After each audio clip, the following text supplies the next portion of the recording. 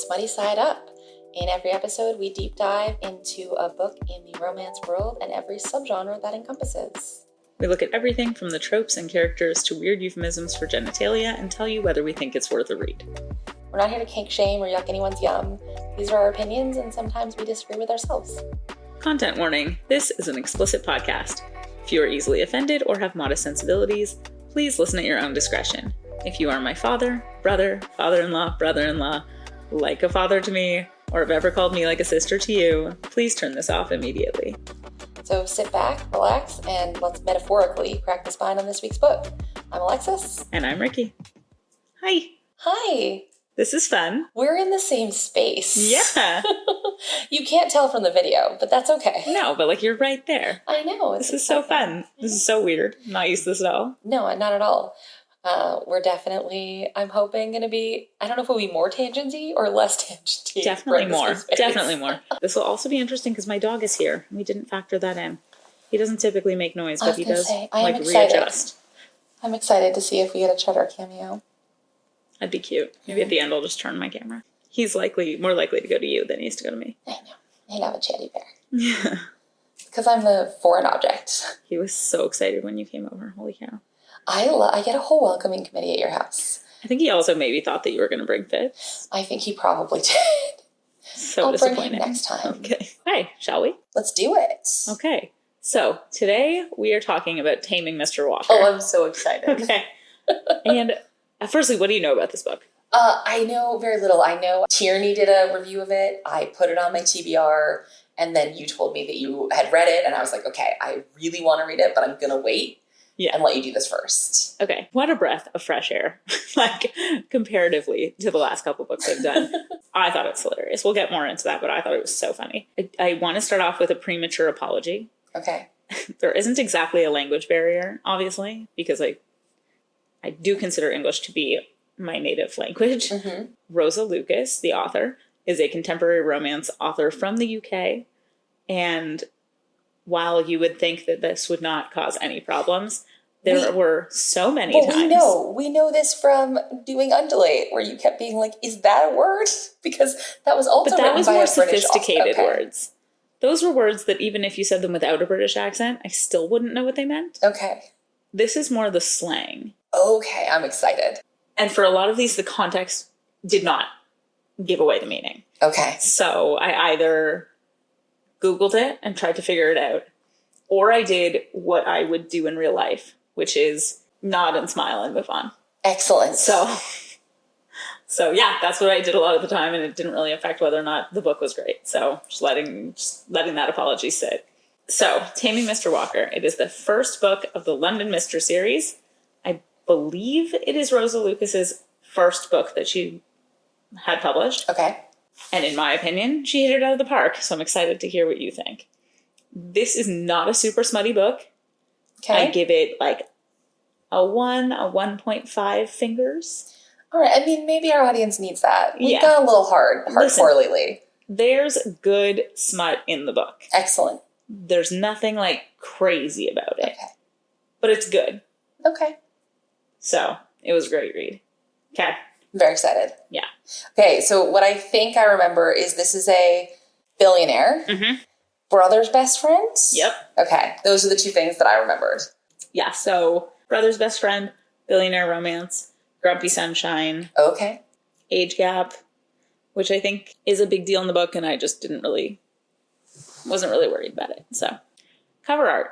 Okay. I'm going to send you 2 images. So this is the one I know. Seen this one before. We have a model cover, but it is a decapitated almost man. So we're just seeing him from just the tip of his nose down. Very sharp suit, doing that kind of classic suit / wallet or watch ad pose, kind of pulling at the cufflinks. You expose the watch, which is nice, but is not as fancy as I would expect given the context of the photo. I agree.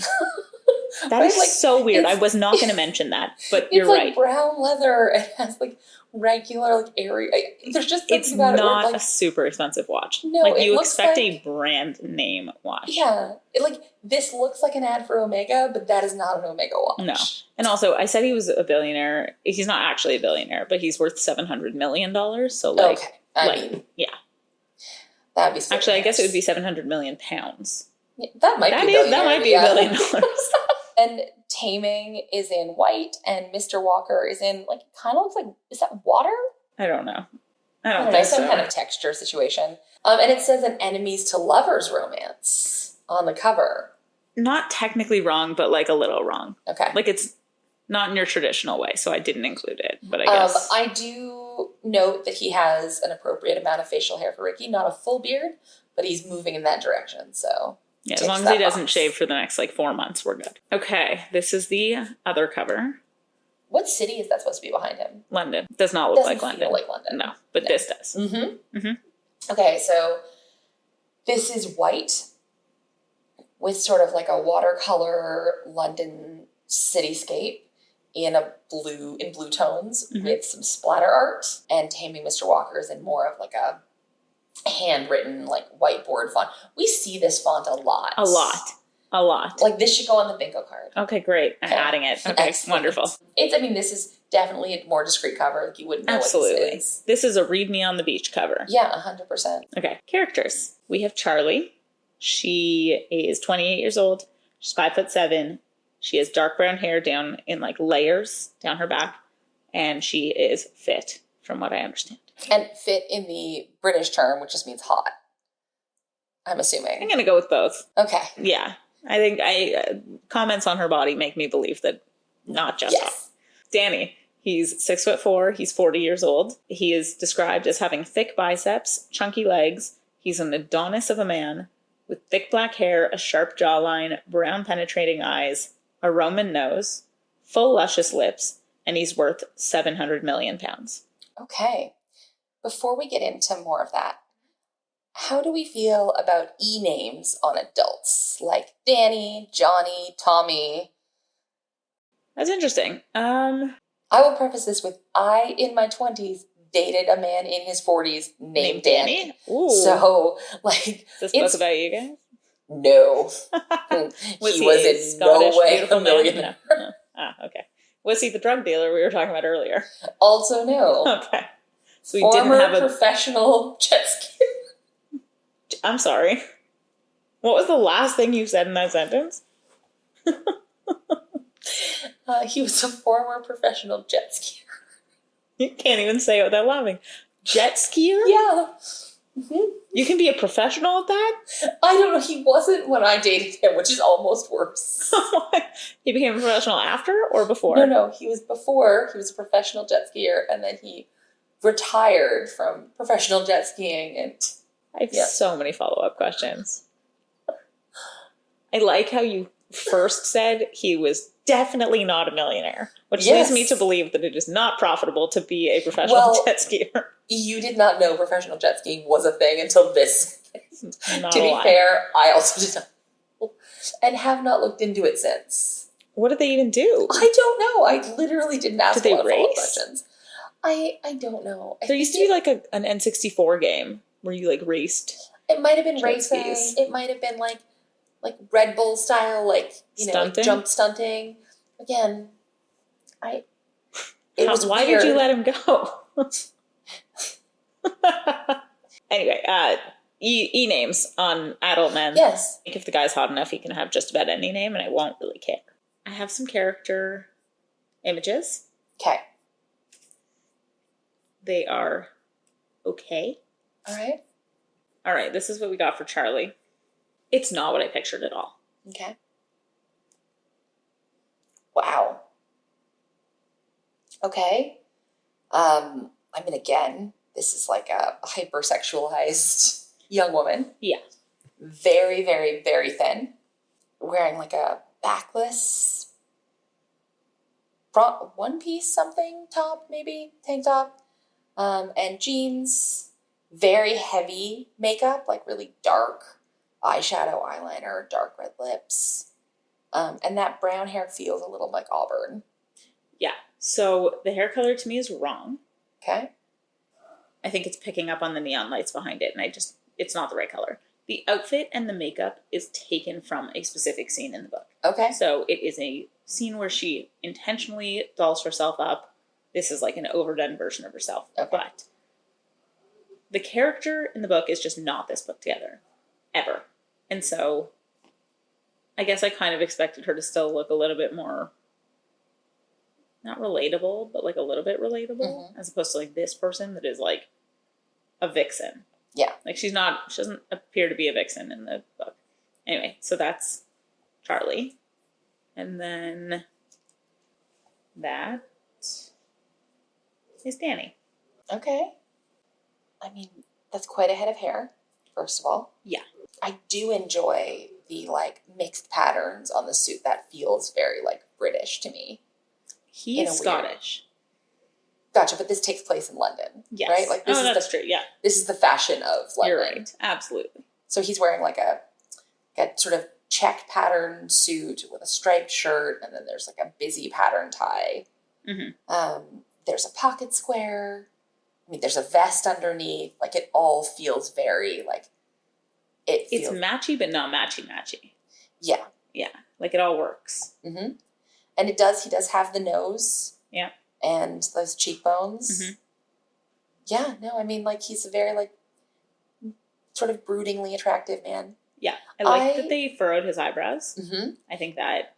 In your description, and it might just be that all the men that I read are, like, broad and bulkier. Yes. So my assumption is that not bulky enough.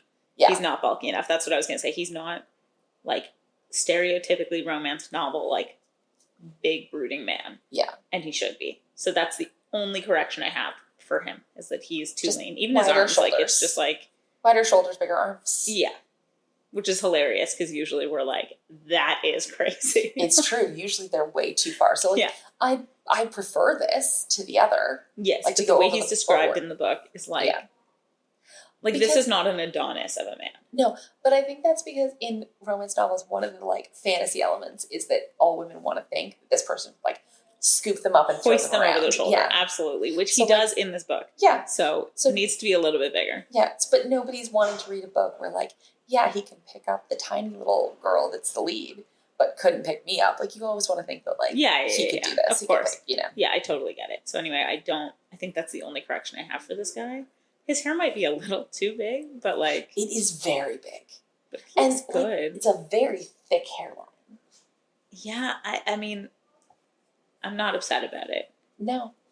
Obviously, I don't need to say this, but in my head, he had a bigger beard.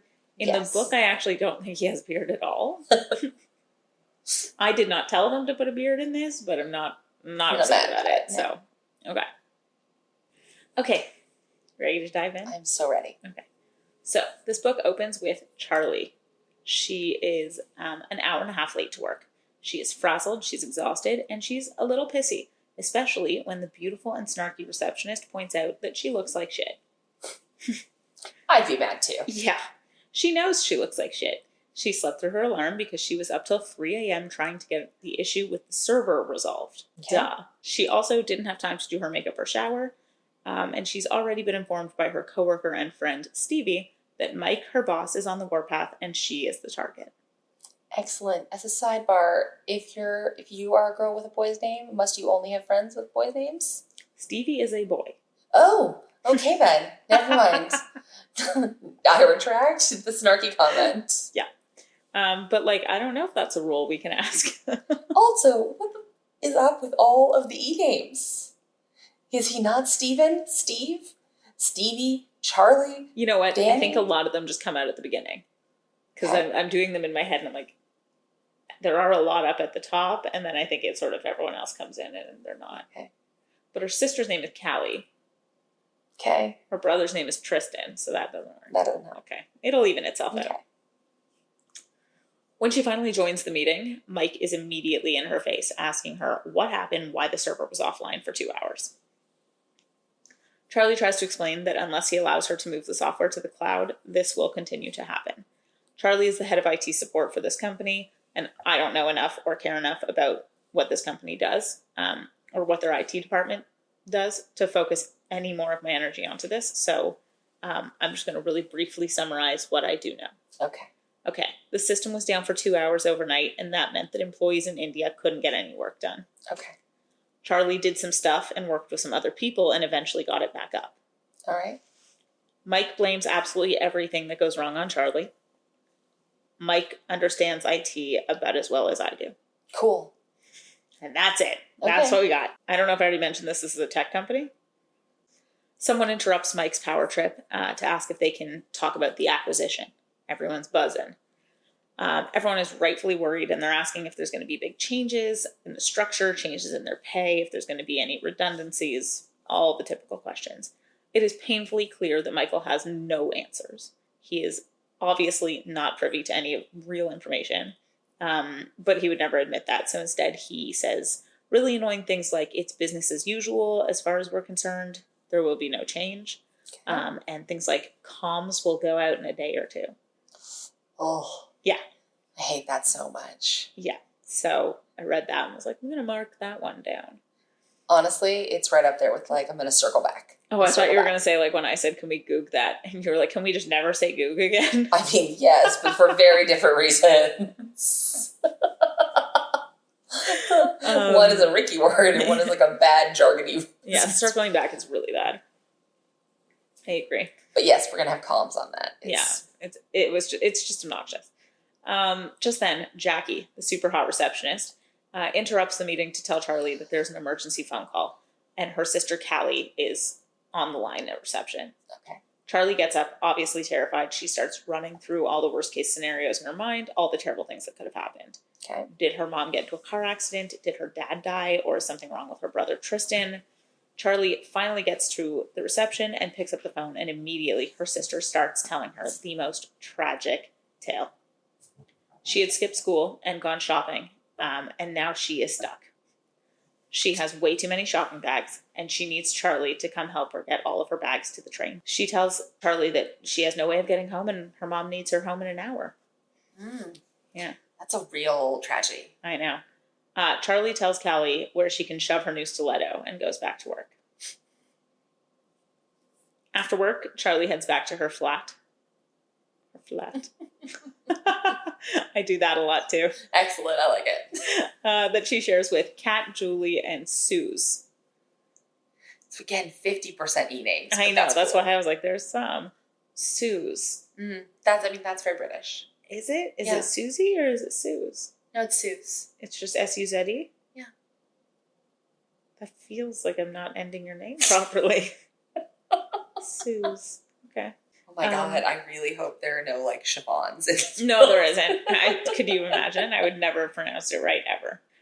Kat is hooking up with Charlie's friend and coworker Stevie, so he's at the flat more often than not too. Kat is a drama teacher at a very posh elementary school. Julie is a lawyer for a publishing firm, and Suze is in logistics of some kind. I did not cut her profession out of this. That is actually how it's described in the book. All right. Charlie is surprised to see Suze home. She's supposed to be at a yoga class, but instead she's decided to skip it and save her energy for a spin class tomorrow, even though she skipped Pilates yesterday to have energy for yoga today. Okay. We all know someone like that. Yeah. I used to not be like that. I used to be very committed. It's changed. I mean, you do have other things sucking your energy. I know, I had babies, but man, when I read that, I was like, oh, that is so relatable. So relatable. She's like sitting on the couch eating a keto scone and like, and and like Charlie's like, a keto scone is the best. I know. And she's like putting like cream on, like the, oh my God, I can't remember what they call it. Clotted cream. And Charlie's like, aren't you supposed to be at yoga? And she's like, no, because I'm going to do a spin class tomorrow. So like, and this is a keto scone. It doesn't even count. It's like eating nothing. I was like, oh my God. It was very funny. And this is a theme that runs through the book that I found very entertaining. Kat and Stevie come into the living room, and it dawns on all of them that while Kat is having the most adventurous sex of her life, they never hear Charlie and her boyfriend Ben having sex. Like, ever. And that's because they don't. Because she doesn't want to. Okay. Charlie decides that this is a problem that has a solution and she can fix it. And she is going to. So later that night, Charlie is draped across her bed in a fluffy pink underwear set when Ben arrives. I have taken the liberty of Googling a fluffy pink underwear set. Because I was so confused by that description. I'll tell you right now, I am still confused. I am picturing, before you share it with me. Yeah. I think it's from Legally Blonde. Do you remember when she puts her feet into those fluffy heels that are like slippers, but they're heels? Okay, so you're thinking feathers? Yes. Okay, interesting. Yeah. Okay, so in my Googling, I have 2 images for you. I came across one that was a little bit more like, oh yeah, that could be it. And it involves feathers. Okay. That's the one I'm going to send you now. Okay. To be fair, I don't think anyone should put feathers on their body as lingerie. Nobody wants to fuck Big Bird. I mean, these are like the really little, like, boa-y feathers. Okay. Not like the big. I get it. I don't think anybody wearing this. I don't think anyone's going to turn down. That's Big Bird. Okay. Yeah, no, I see what you're saying. They're not even they're like the very thin. Yeah. Also, but I think my video... it kind of still looks like a Muppet. It does kind of look like a Muppet. Yeah. Okay, so that was the one that I was like, I get it. Yeah. Going from nothing to that is like a leap. But tell me that's not the most realistic thing ever. When you're like, okay, holy shit, I gotta spice up my sex life. Lingerie. Yeah, no, I mean, we all do stupid things in our 20s.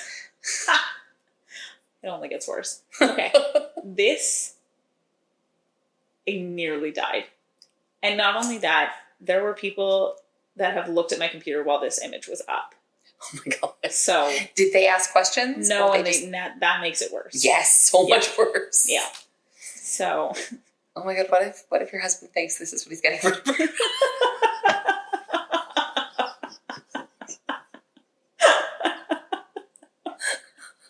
I'm so glad you were mid-sentence when that came through.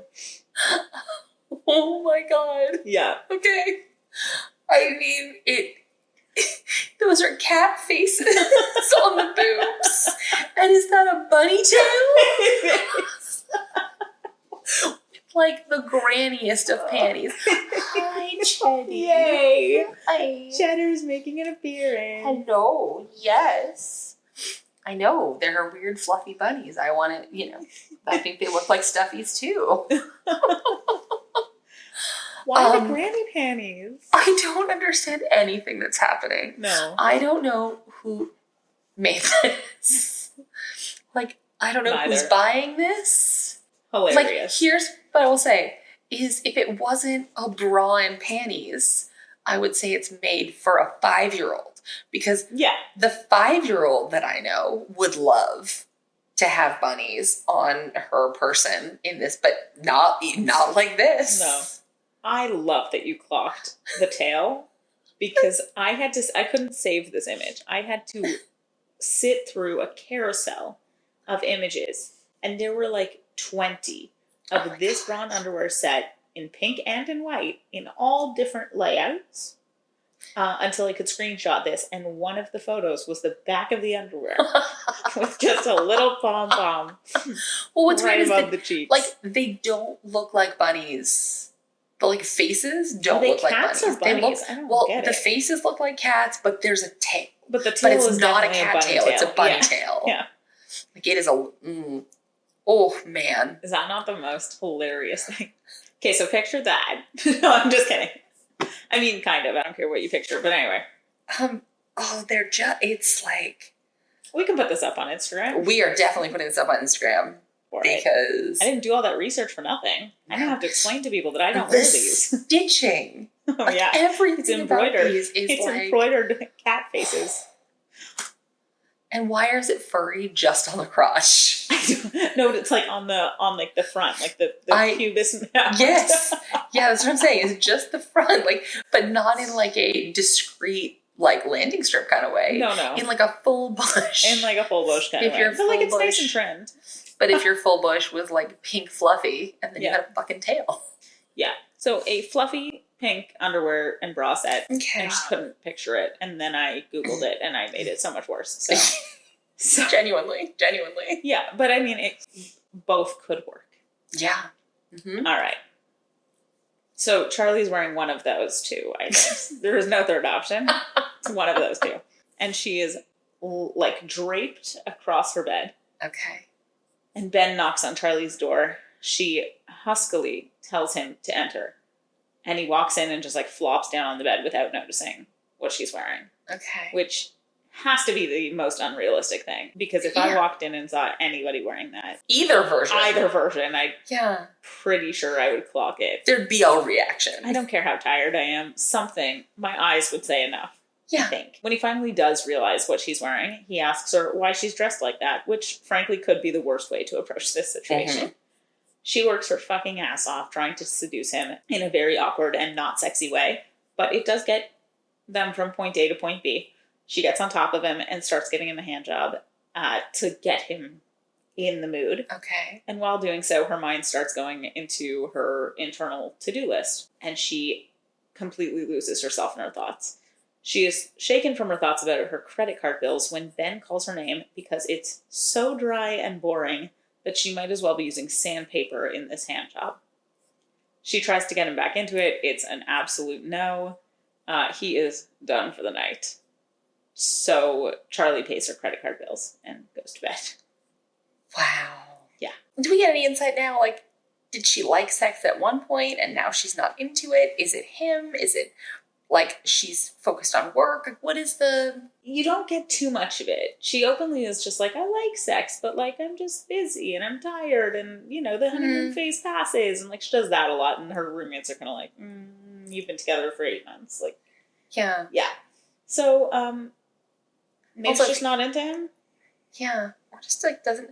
If you're giving a dry hand job, you can feel that. Like, it's not great. She was in her mind. She was already on to the next task. Okay. And if sex is a task like that, yeah, it's probably not the best thing. Probably not. It's now Charlie's brother's 40th birthday party. His name is Tristan. Charlie and Kat are getting all dolled up for the big event, and she actually says she's bringing Kat as her date because after the awful handjob situation, she couldn't rightfully invite Ben because it's like the next night. Okay. So she's like, it's just too awkward. But they're still technically dating? They're still technically dating. The terrible handjob didn't end their relationship? No, it ended their evening for sure. Well, yeah. My other question is, like, do you put the pink fluffy outfit back on for a second time, or is that like a one and done? I think it didn't have the desired effect the first time. Okay.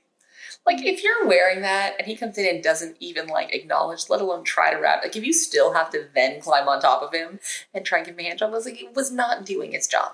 I don't think that second outfit... It would give me an inverse boner. If I was going to say, I think that dry hand job would fit right in with that outfit. I don't know how they even got that far. No. Okay, so Charlie and Kat are getting all dolled up for the big event. Tristan is a big deal lawyer with minor celebrity status, and he goes all out with his parties. While getting dolled up will help Charlie fit in, the real reason she's going to all this trouble is because Danny Walker, Tristan's best friend, will be in attendance. Danny is a tech tycoon. He owns the Nexus Group. He's a self-made millionaire and her arch nemesis, apparently. Okay, so we're getting all dolled up because she wants to, like, impress him. Yeah, this is why I'm like, they're not really enemies to lovers, because, like, that doesn't make any sense to me, but arch nemesis. As excited as Charlie was, she was also absolutely dreading seeing him. Why, you ask? Well, nearly 10 years ago, when Charlie was 20, she was drunk at one of Tristan's parties, and she decided to sit on Danny's lap and start dry humping him, which shockingly did not garner the reaction she had been hoping for. He rejected her. Mm-hmm. Duh. Yeah. The way it's written is like mid very dull conversation. She just like gets on his lap. So she read the signs wrong. I mean, I feel like she has some not so great instincts when it comes to these things. How amazing, though. As a reader, it's amazing. Have you ever drunkenly embarrassed yourself in that way? Maybe not in exactly that way, but... I mean, I've definitely drunkenly embarrassed myself. Yeah. I don't know if it's been by, like, publicly hitting on somebody and getting rejected. Yeah. But yeah, no, it's definitely, usually it's like a questionable hookup and then you get made fun of a lot after. Oh, I see what you're saying. You know what I mean? Yeah, I gotcha. I don't have either of those two, actually. Okay. I fall a lot when I'm drunk. So my embarrassing drunk stories usually involve me like face down, ass up, and not in like a good way. I mean, there's sometimes that I really miss that we didn't get to go out and party in that like bad time of our lives. Yeah. I was at a party once where I had to dress up like Paris Hilton. Like everyone was assigned like a costume and like a partner. And me and the guy that I was partnered with were given Paris Hilton and her chihuahua. And so, I mean, to be fair, it would have been so much funnier if he was Paris Hilton and you were the chihuahua. In hindsight, it's what we should have done, and I maybe wouldn't have fallen. But I was wearing, do you remember those like baby doll dresses? Like the juicy. So I was wearing a juicy baby doll dress with big sunglasses at night, obviously. Like a big bag, these huge wedges that like you wrap around your leg a couple times. Me and the guy like weren't really friends. So like as soon as we got there, we were kind of like, okay, bye, have a great evening. Go be a chihuahua. Yeah, go do out of context. And so I went to find my friends and I see them, like they're like where you are. And I trip over whatever the fuck was on the floor, literally right at the entrance. And I tripped and went down and up at the same time. It was like a balance beam. Like it was the height of like a balance beam. Like it was too high that I didn't just trip forward. I literally tripped like over. Oh my God. The juicy dress is not tight fitted. It literally went like right up to my armpits. And so I was like literally. Were you wearing fluffy cat? No, but I was wearing a thong, and like my wedges were like up in the air behind me. Like my friends were like killing themselves laughing. Luckily, it was dark, but it wasn't that dark. I do a lot of that. Feel like a failed grinding on someone's lap is still probably worse. Oh, for sure. Yeah. Oh, I would take that. I would take falling any day. A good time. Anywho. All right. Okay, so couple notes, Charlie, for this party. Don't climb on anybody, and also maybe like just watch the stairs. Yeah. Learn from Ricky. Yeah. So Charlie and Kat down a bottle of wine before heading to the party. Always a great idea. Charlie then says the most relatable thing. She says, I become more sophisticated after a bottle of wine. Slimmer, too, I think. Which is how I end up falling down the stairs. Yeah. So I'm like, I can do this. Kat throws up in the cab on the way to the party. Oh my God. Yeah. Also relatable. Once you throw up, like, the night, this is not just at the beginning of your night. Like, if you're throwing up. You've never thrown up at the beginning of your night and been like, oh, yeah, let's rally? Oh. No. I have, like, late into it puked and then been like, okay, let's rally and we can keep going. But, like, never before. I've never thrown up before I made it to the bar. Oh, I have. Sometimes it feels pretty good. Anyway, when we get to a lot of people's critique of this book, they're not going to like these stories. No. Yeah. Okay. So when they get there, there's a really bitchy hostess. There's actually two hostesses. And they refuse to let the ladies in, saying that they don't belong here. They aren't the type of clientele that this bar caters to. Charlie has to explain that it's her brother's party and that her name is in fact on the list, and then they are allowed in. Everyone in this place is beautiful, dripping in designer labels, sipping decadent cocktails while discussing how rich and successful they are. Okay. Sounds like a blast. Charlie points out how much fun these parties would be if only two people weren't invited. The first being Danny Walker, and the second being her Irish mother. Both of whom are standing at the bar with Tristan, his friend Jack, and a blonde bombshell. Okay. Charlie and Kat head over to say hello to the group. She is very friendly to everyone. And when it's her turn to say hi to Danny, she just kind of does like the nod and the name. Mm-hmm. Danny. And he responds exactly the same with Charlie. But like in his deep Scottish accent. Excellent. Yeah. I will not be doing accents. It's too bad. I know. Because I'm not very good at it. I enjoy a good Scottish accent.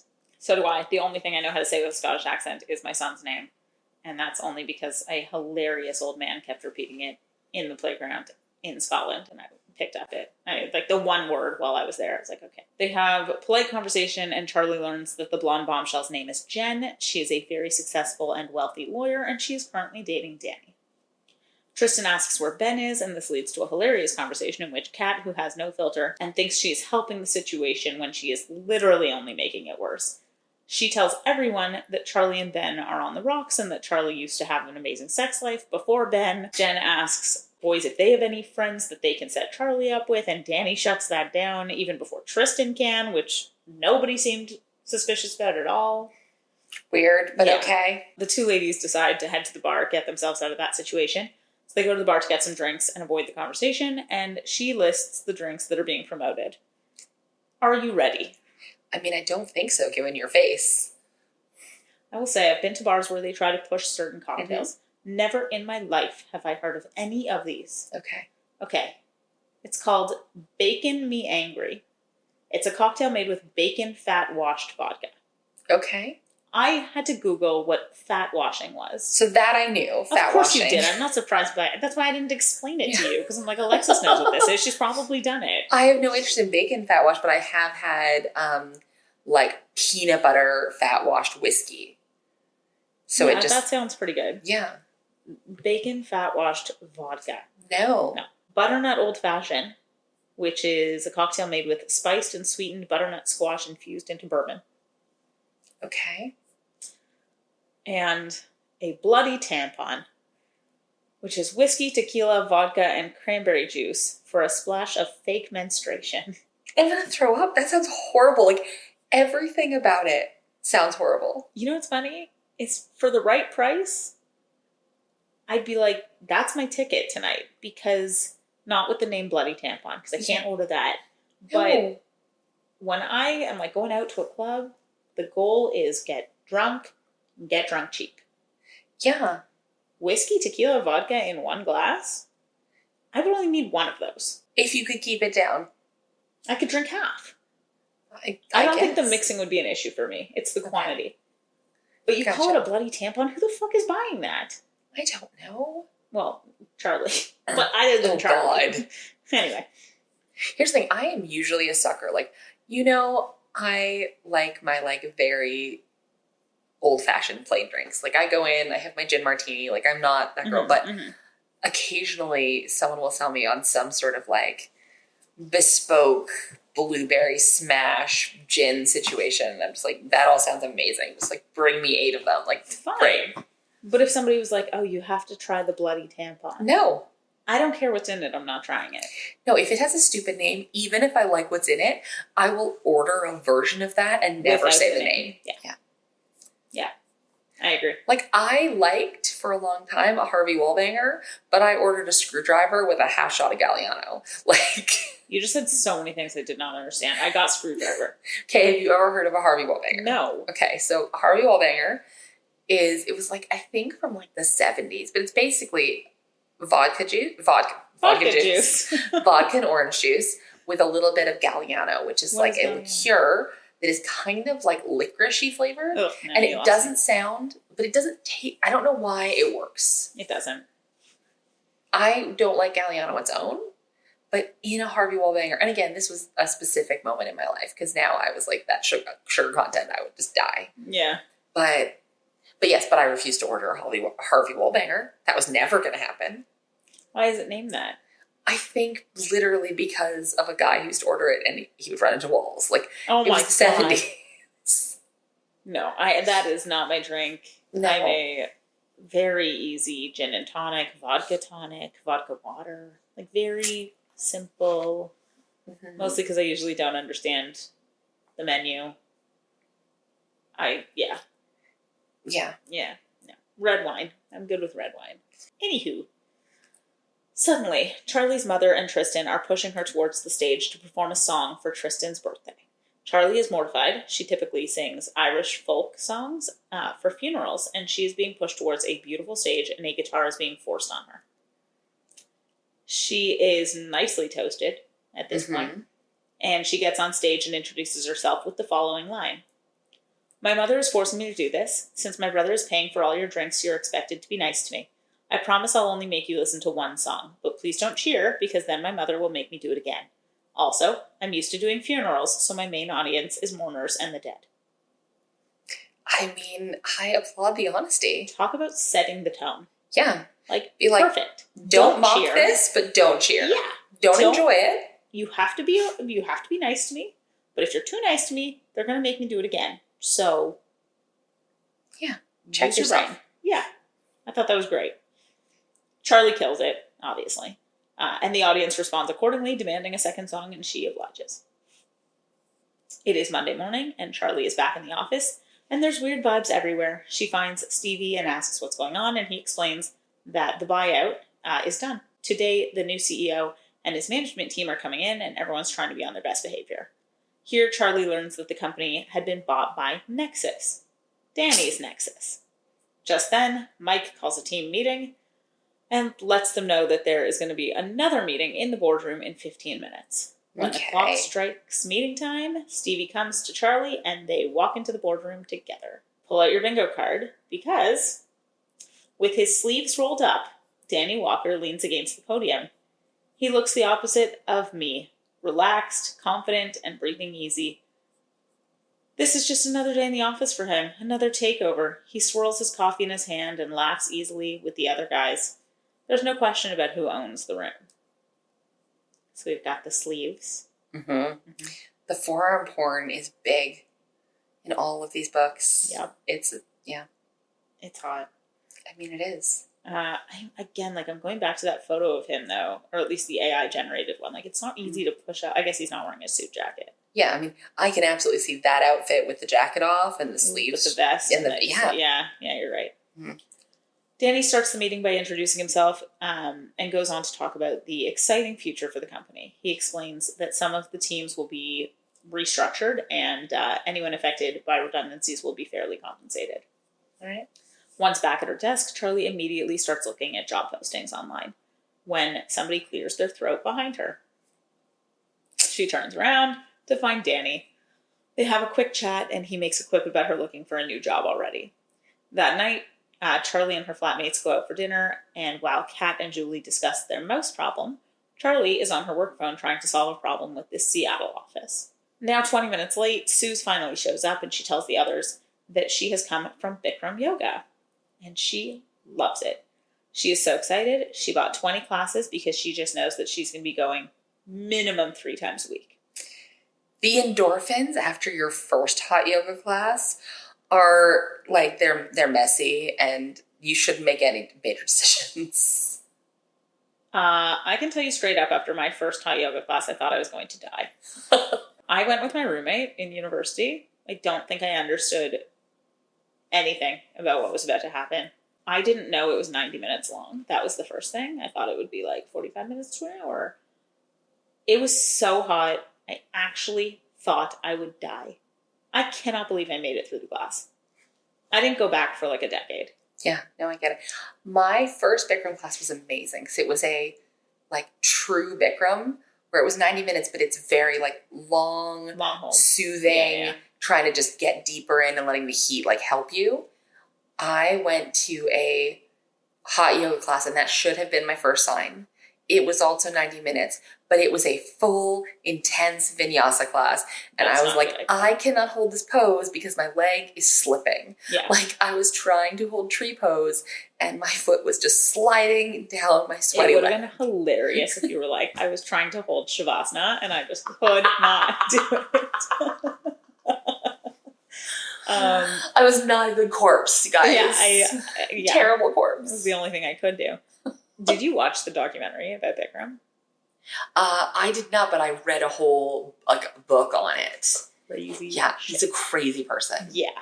Like, so wild. Yeah. Like, it's a full cult. Oh, it is a full... I don't know if I gave you this book. The guy, I read his first book because he wrote a whole thing on, like, the secret life of groceries that I really liked. But then he also did a book where because he, like, lived it. And he was doing Bikram and he met Bikram and, like, yeah, was the book like he's still in it and he's promoting it? No, he was. Then I would read that. Yes, no, he went, he learned, and he was like, oh, gotta get I survived the cult. Yeah. They should make pins. I think they must. I'm sure they There have to be like eyes around it. Hilarious. So one of the girls asks her if she liked it, and she responds that she hadn't actually done a class. She was just there for the introduction and registration. Oh my God. She then lets these girls know that she signed them up for Bikram with her. Annoyed, they all agree to try one class. Just then, Charlie's phone vibrates, and it's a text that says, "Charlie, meet me in the office, 8 a.m. Danny Walker." Okay. Mm-hmm. It's now 8 a.m. the next morning. Charlie knocks on Danny's door and enters when he says, "Come in." He starts telling her that he knows there are going to be a lot of people being let go from her department, and that he was able to secure her the same position that she has now, but at another tech company, and that her redundancy package will be the highest of the company's payouts. Okay. So basically, I can't handle you, get out. Or he's trying to be like, I'm going to take care of my best friend's little sister. Okay. I would have taken this deal without second guessing. Like, I would have been like, that sounds fucking awesome. Goodbye. Yeah. She didn't. She's shocked. She asked if he's firing her, and he responds that he's offering her a redundancy package. She calls him out for his offer and challenges his choice, seeing as it's only been 2 days, and there's no way he could have reviewed her work and made that decision based on the proper information. He asks her why there are consistent outages and why development is so slow, and she explains that she's tried to fix both of those problems, but that Mike will not allow it to happen because he won't accept the changes that need to be made. He lets it slip that Tristan agrees that the payout is amazing, and this makes Charlie see red. She tells him she won't accept the package and that she will do her best on her own to prove to his HR team that she is worth keeping. She storms out of his office, slamming his door behind her, and when she's halfway down the hallway, he grabs her by the arm, swinging her around to face him, and he leans down and says, "That's the last time you slam a door in my face, Charlie." Okay. Which is both scary and so super hot. Yeah. Mm-hmm. Later that day, Charlie decides to email Danny asking why and how he came to the decision that he did so quickly. And just like last time, I will read you those emails. Excellent. They are way shorter. "Dear Mr. Walker, I would like to understand the rationale behind my redundancy offer. Can you elaborate with specifics on why I was narrowed out to be removed from the team? Kind regards, Charlotte Kane." Charlie, please set up a meeting with HR to discuss any outstanding questions. Rest assured that the team will take you through everything and ensure you are supported throughout this process. Read the package first. It's an extremely generous offer. Regards, Danny Walker. "Dear Mr. Walker, as you personally made the decision of removing me from my job and you personally notified me of this decision, I'd like you to explain why I was chosen. Is this A, because you think I'm incompetent after doing zero research and relying on your own prejudices about who you think I am, or B, because I made a stupid mistake 8 years ago that I bitterly regret? Which one is it? Kind regards, Charlotte Kane." Charlie, it's C. The company's new operating model requires streamlining, and we do not need 2 IT departments. I made you a personal offer. The decision to accept it or not is yours. However, if you choose not to, you will be subject to the same redundancy selection process as the rest of your colleagues, whereby we will assess whether the job still exists under the new structure. For what it's worth, I'm disappointed that you have regrets from 8 years ago. Sleep on it. You'll come around and realize it's the best outcome. Regards, Danny Walker. Okay. At home later that night, Charlie talks over the redundancy package with Julie, who points out that what he is offering her is voluntary redundancy, and yes, it is legal for him to do so. She suggests that Charlie take the full 10 days to make her decision, and in the meantime have hot, angry sex with Ben to get out her frustrations. Using her... Because that worked out so well the first time. It certainly did not. Using her brother's connections, Charlie got a dinner reservation at a fancy schmancy. Oh my god, the way I wrote schmancy is hilarious. And I don't think I did this intentionally. SHMMAANNCY.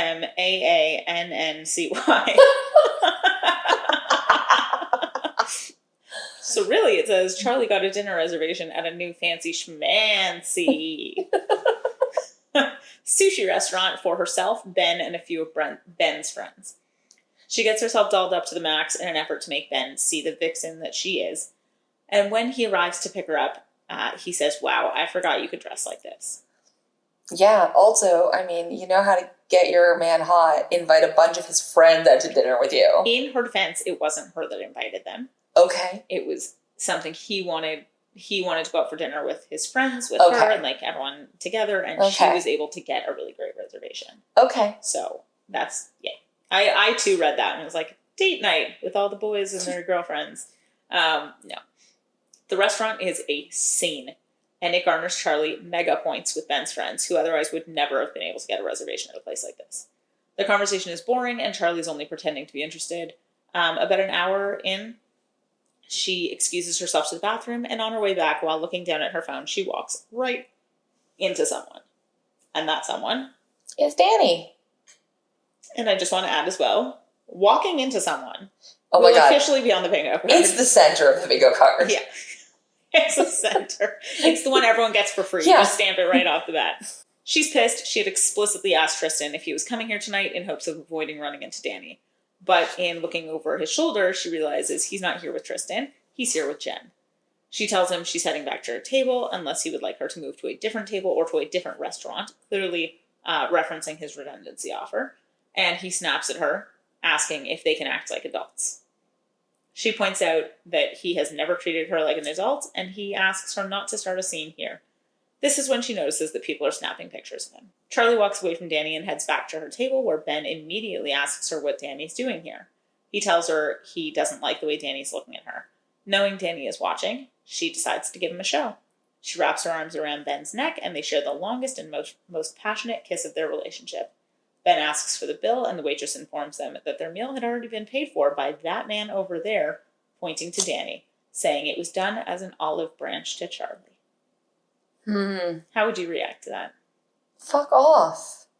Fuck off with your redundancies. Fuck off with telling my brother about a package before you told me. Oh, yeah. And fuck off with paying for my boyfriend's meal. Yeah. As an olive branch? No. He paid for the whole table.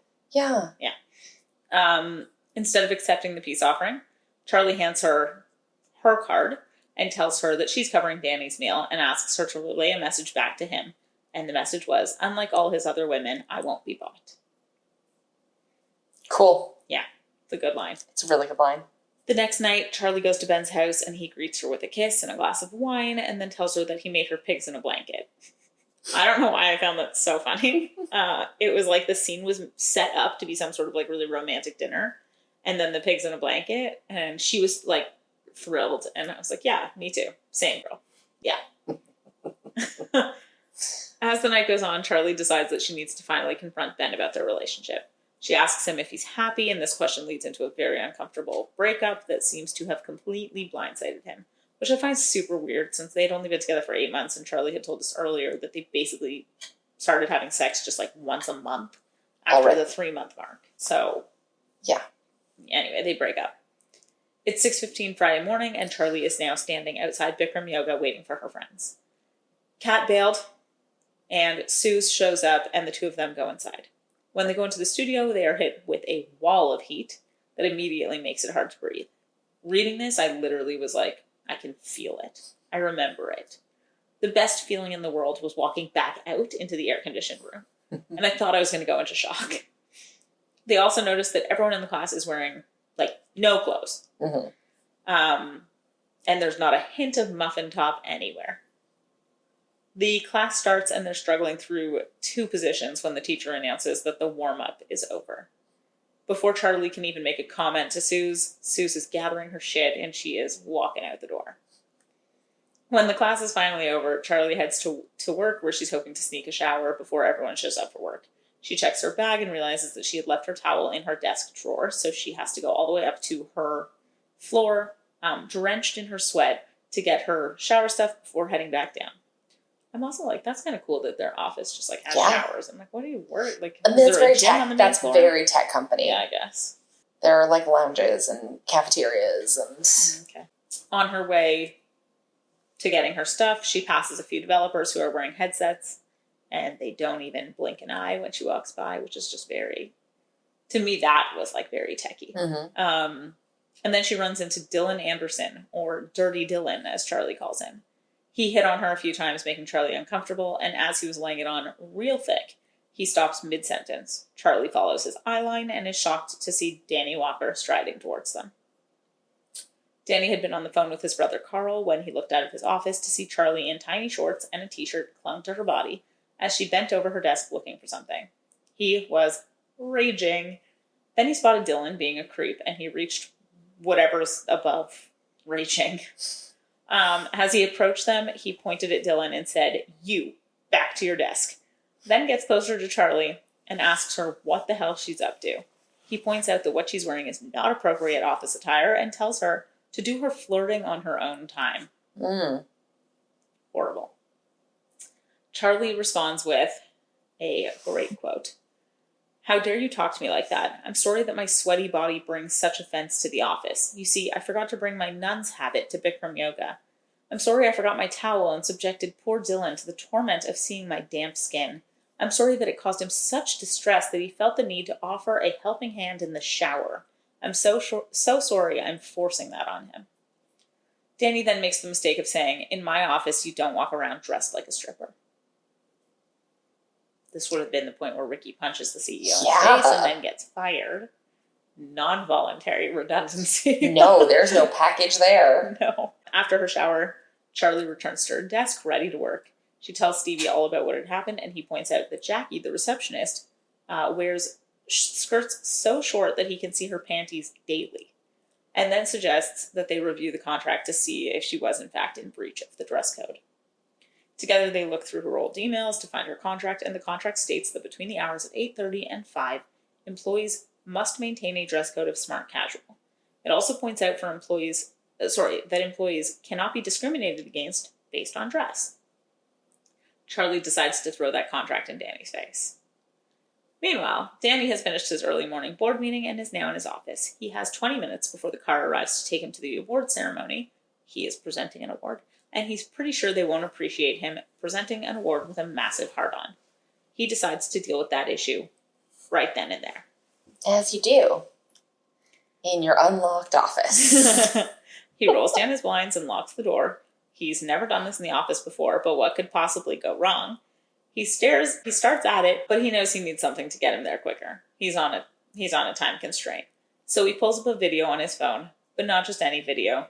The video of Charlie singing at Tristan's birthday. You see, he had called the club the next day and told them that he had lost his watch and that he'd like a copy of the CCTV footage, and they just handed it right over without question because he's Danny Walker. I have many questions. Shoot, my first would be, of all the things, like, you could just look up a picture on her social media that would probably be hotter and easier to jerk off to than her singing folk music on a CCTV. It's like a bird's eye view.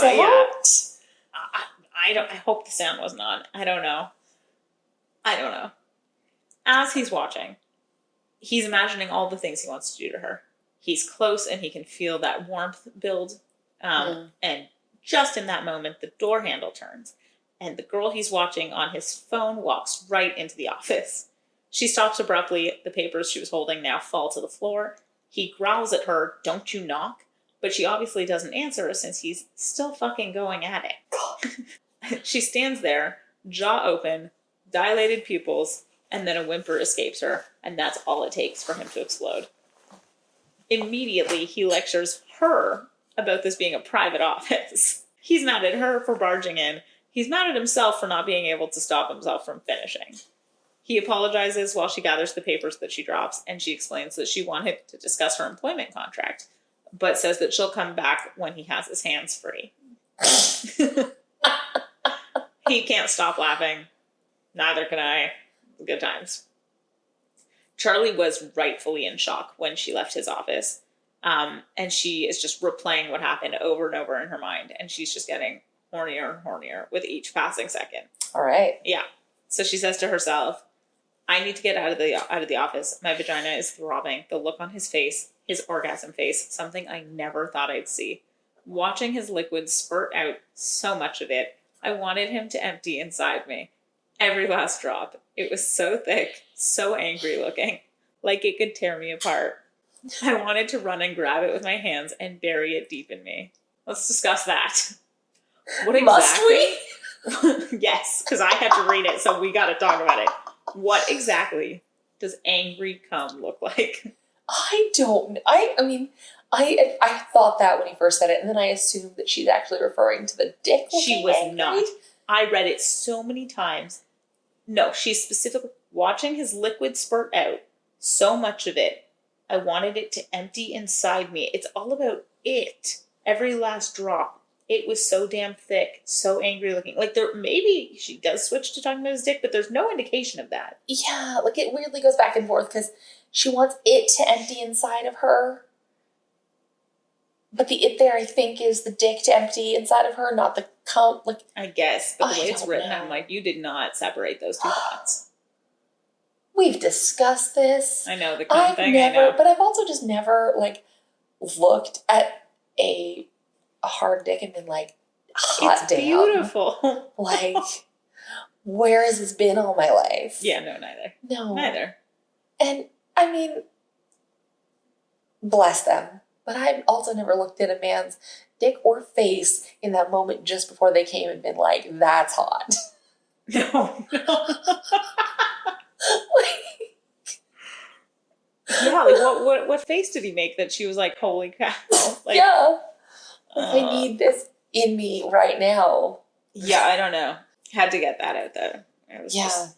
I mean, again, bingo card. Like, yeah.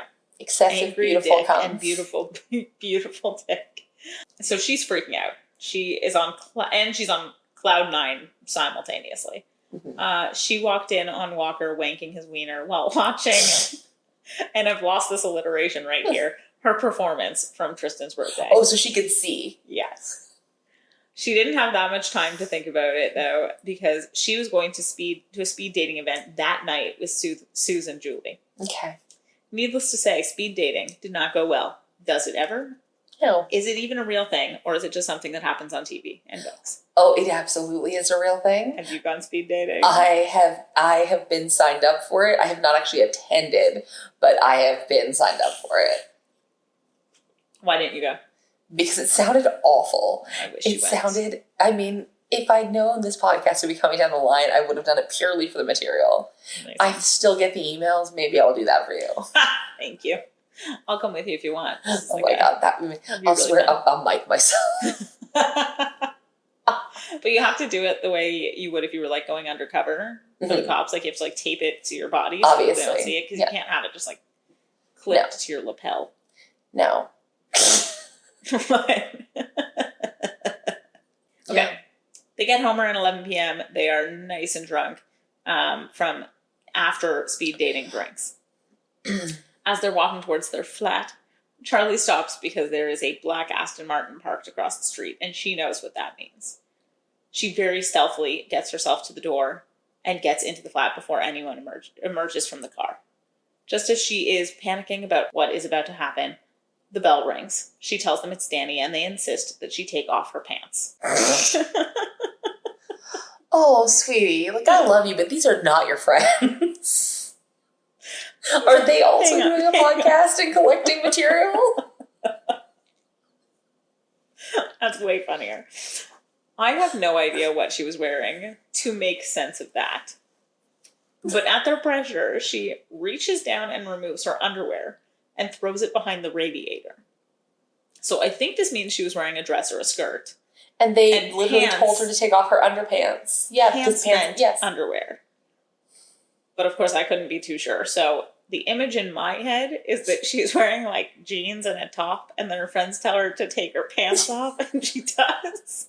And then she just opens the door like Porky Pigging.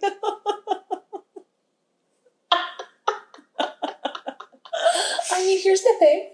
It's not good either way. No. Drunkenly take your undies off because your hot boss is here to yell at you?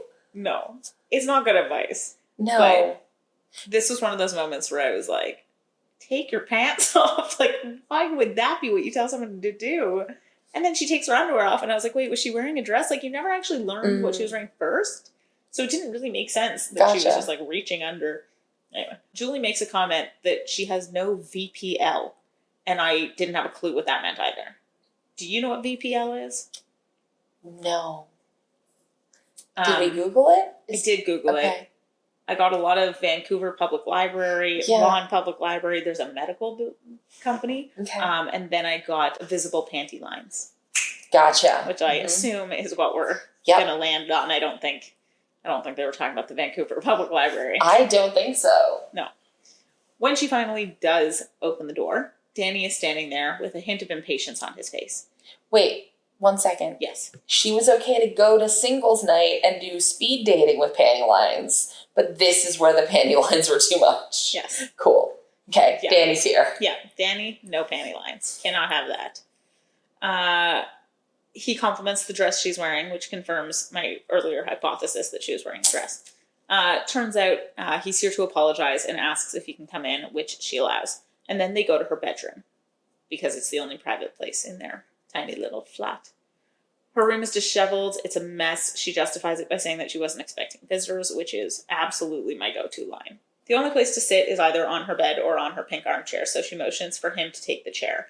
As he moves closer to it, he picks up a pair of underwear that had been tossed carelessly onto the chair and asks her what she'd like him to do with these. Cool. She is mortified. She grabs them, and instead of putting them away or putting them in a laundry bin, she puts them on?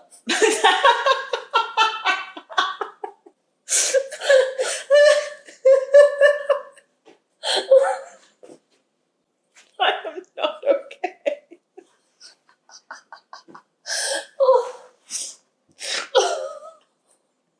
That would have been... That would have been just so confusing. Like, cool things. Stoop.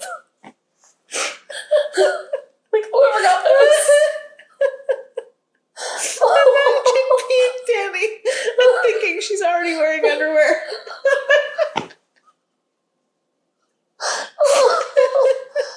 It's just like, wow, so every time somebody hands you underwear, you just put them on. Okay. I mean... Oh, God. That was really good. I think I have mascara everywhere. She doesn't do that. Okay. And frankly, what she does now is not nearly as funny. She balls them up and tucks them under her pillow.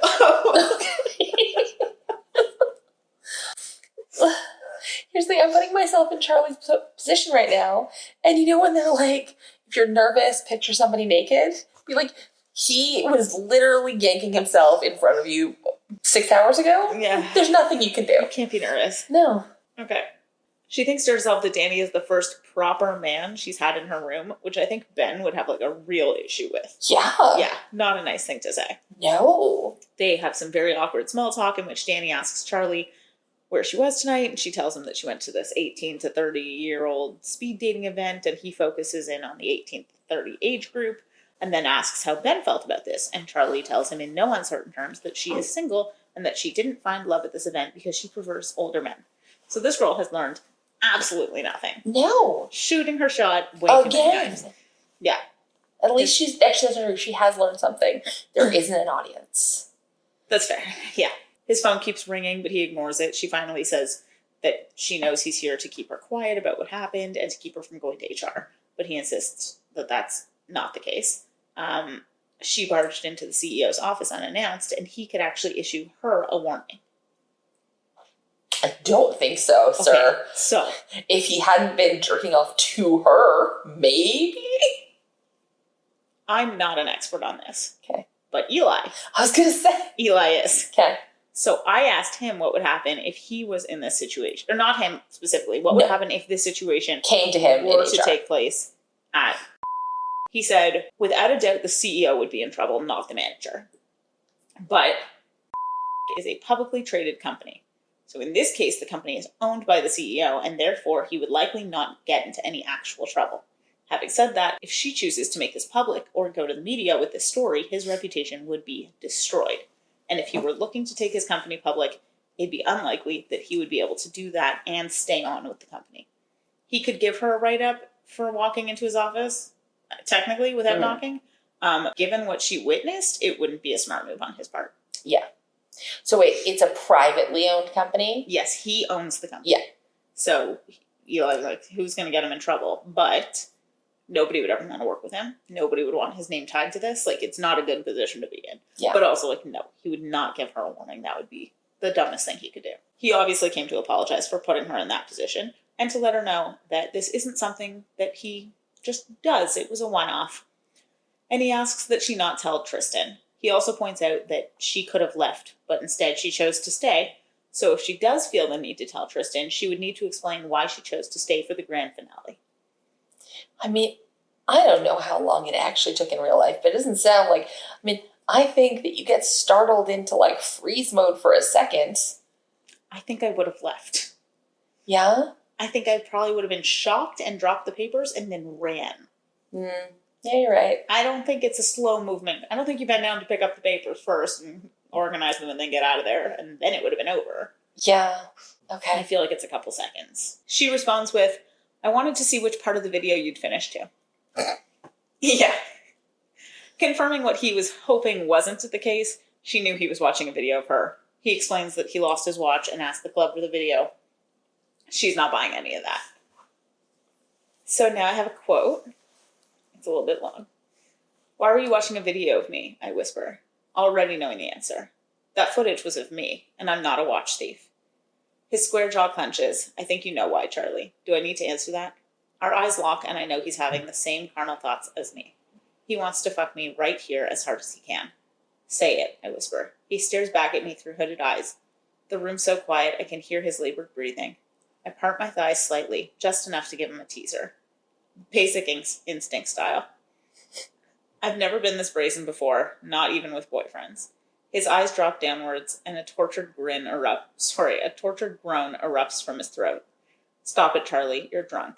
Stop what? I pout innocently, noticing with delight his trousers straining with an increasing bulge. I swing my legs innocently over the side of the bed. What the fuck are you playing at? He whispers hoarsely, squirming in his seat. This won't end well. Answer me, I demand, my eyes big. Why were you watching that video? He glares at me, his knuckles clenching around the chair. I glance down at his large calloused hands and think about what they could do between my legs. Because I was imagining bending you over my desk, deep inside you, giving you the best orgasm you've ever had in your life. All right. She walks over to the chair, takes one of his hands, and starts trailing it up her thigh.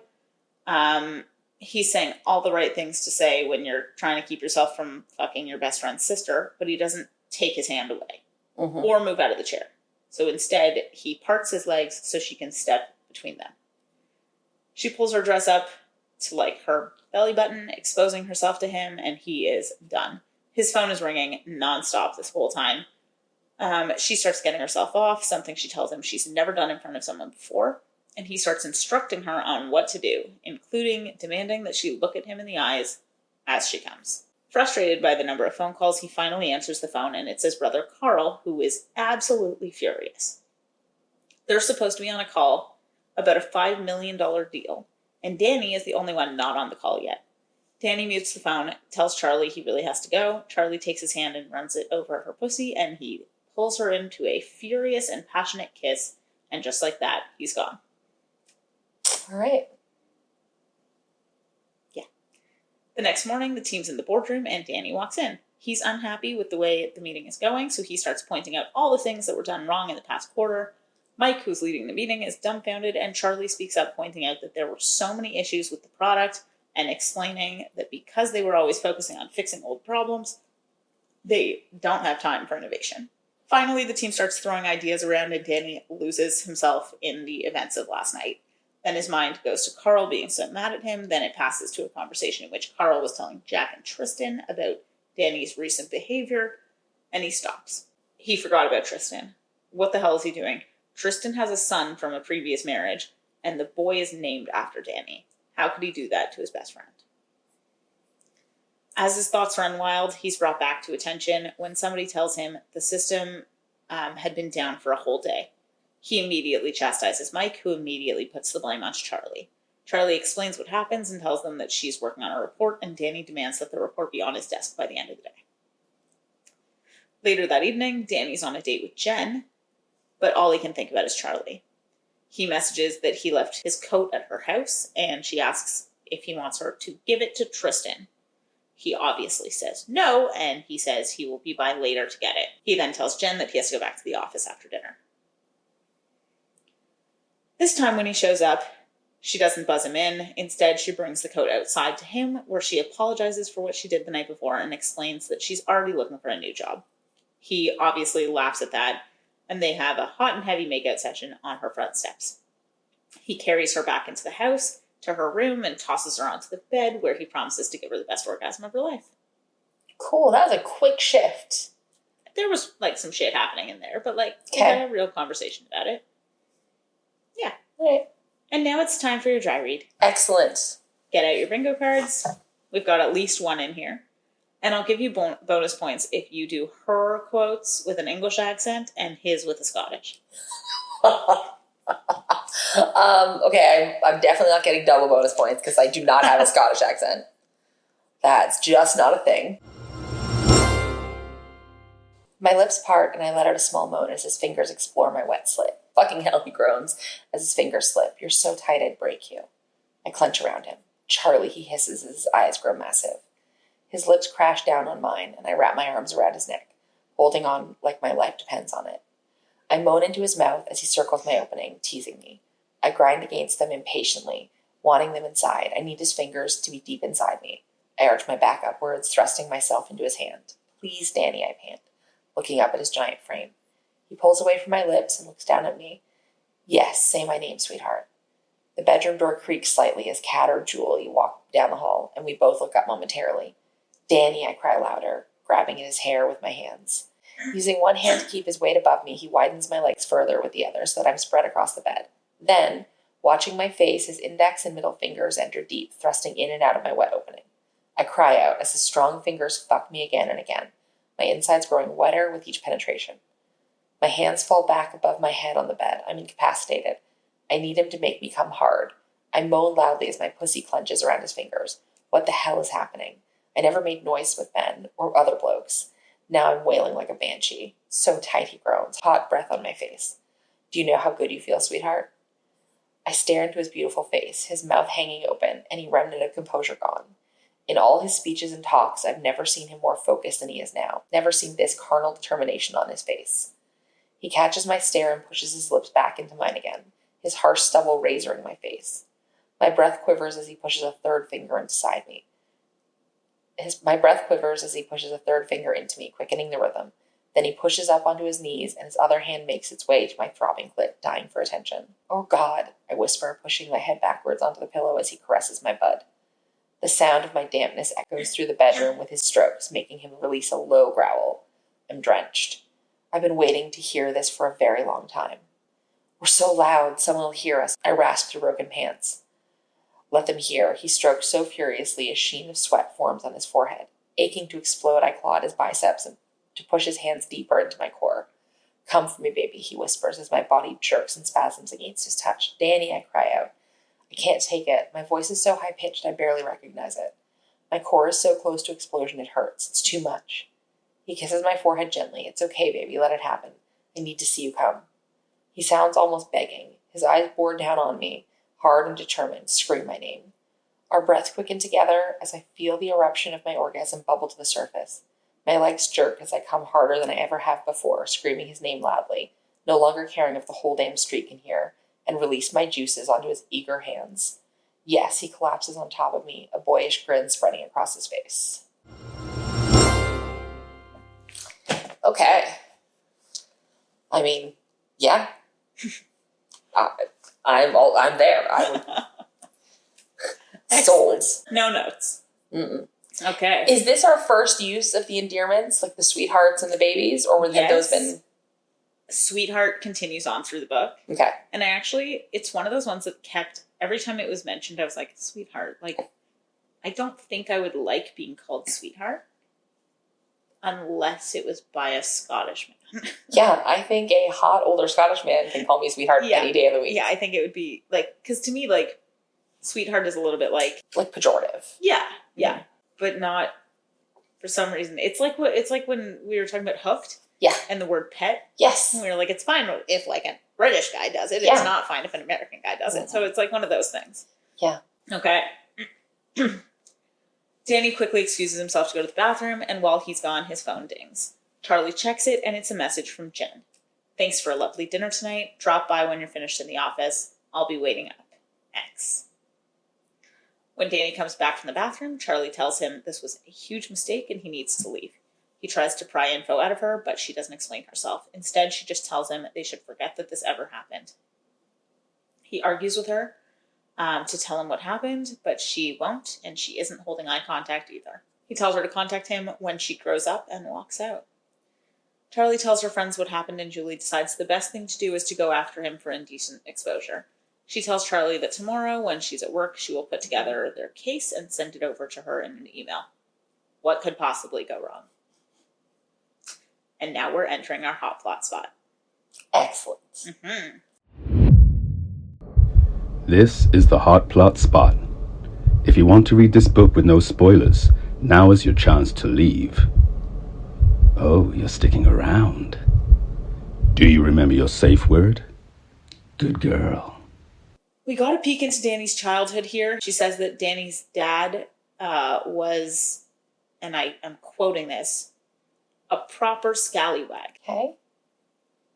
I don't know what that means. Neither, and I should have Googled this and I didn't. No, I mean, like, I know you heard the term scallywag, but, like, I don't know what... proper scallywag. Yeah. So, I assume it just means he was, like, a bad guy. Because when Danny was 15, he came home to find his mother in a pool of her blood.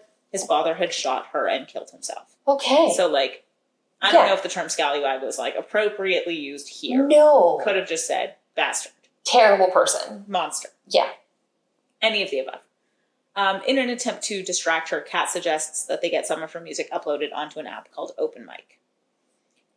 It's Monday morning, and Charlie is busy reading Julie's email instead of doing work. Everyone in the office is talking about the big outing tonight. Danny is taking all the senior managers out for dinner and drinks after work, and Charlie is pissed and embarrassed that he hasn't even said a word to her since Friday night's debacle. I'm not going to read you Julie's email, but it was basically calling him out for indecent exposure in the office and sexual harassment.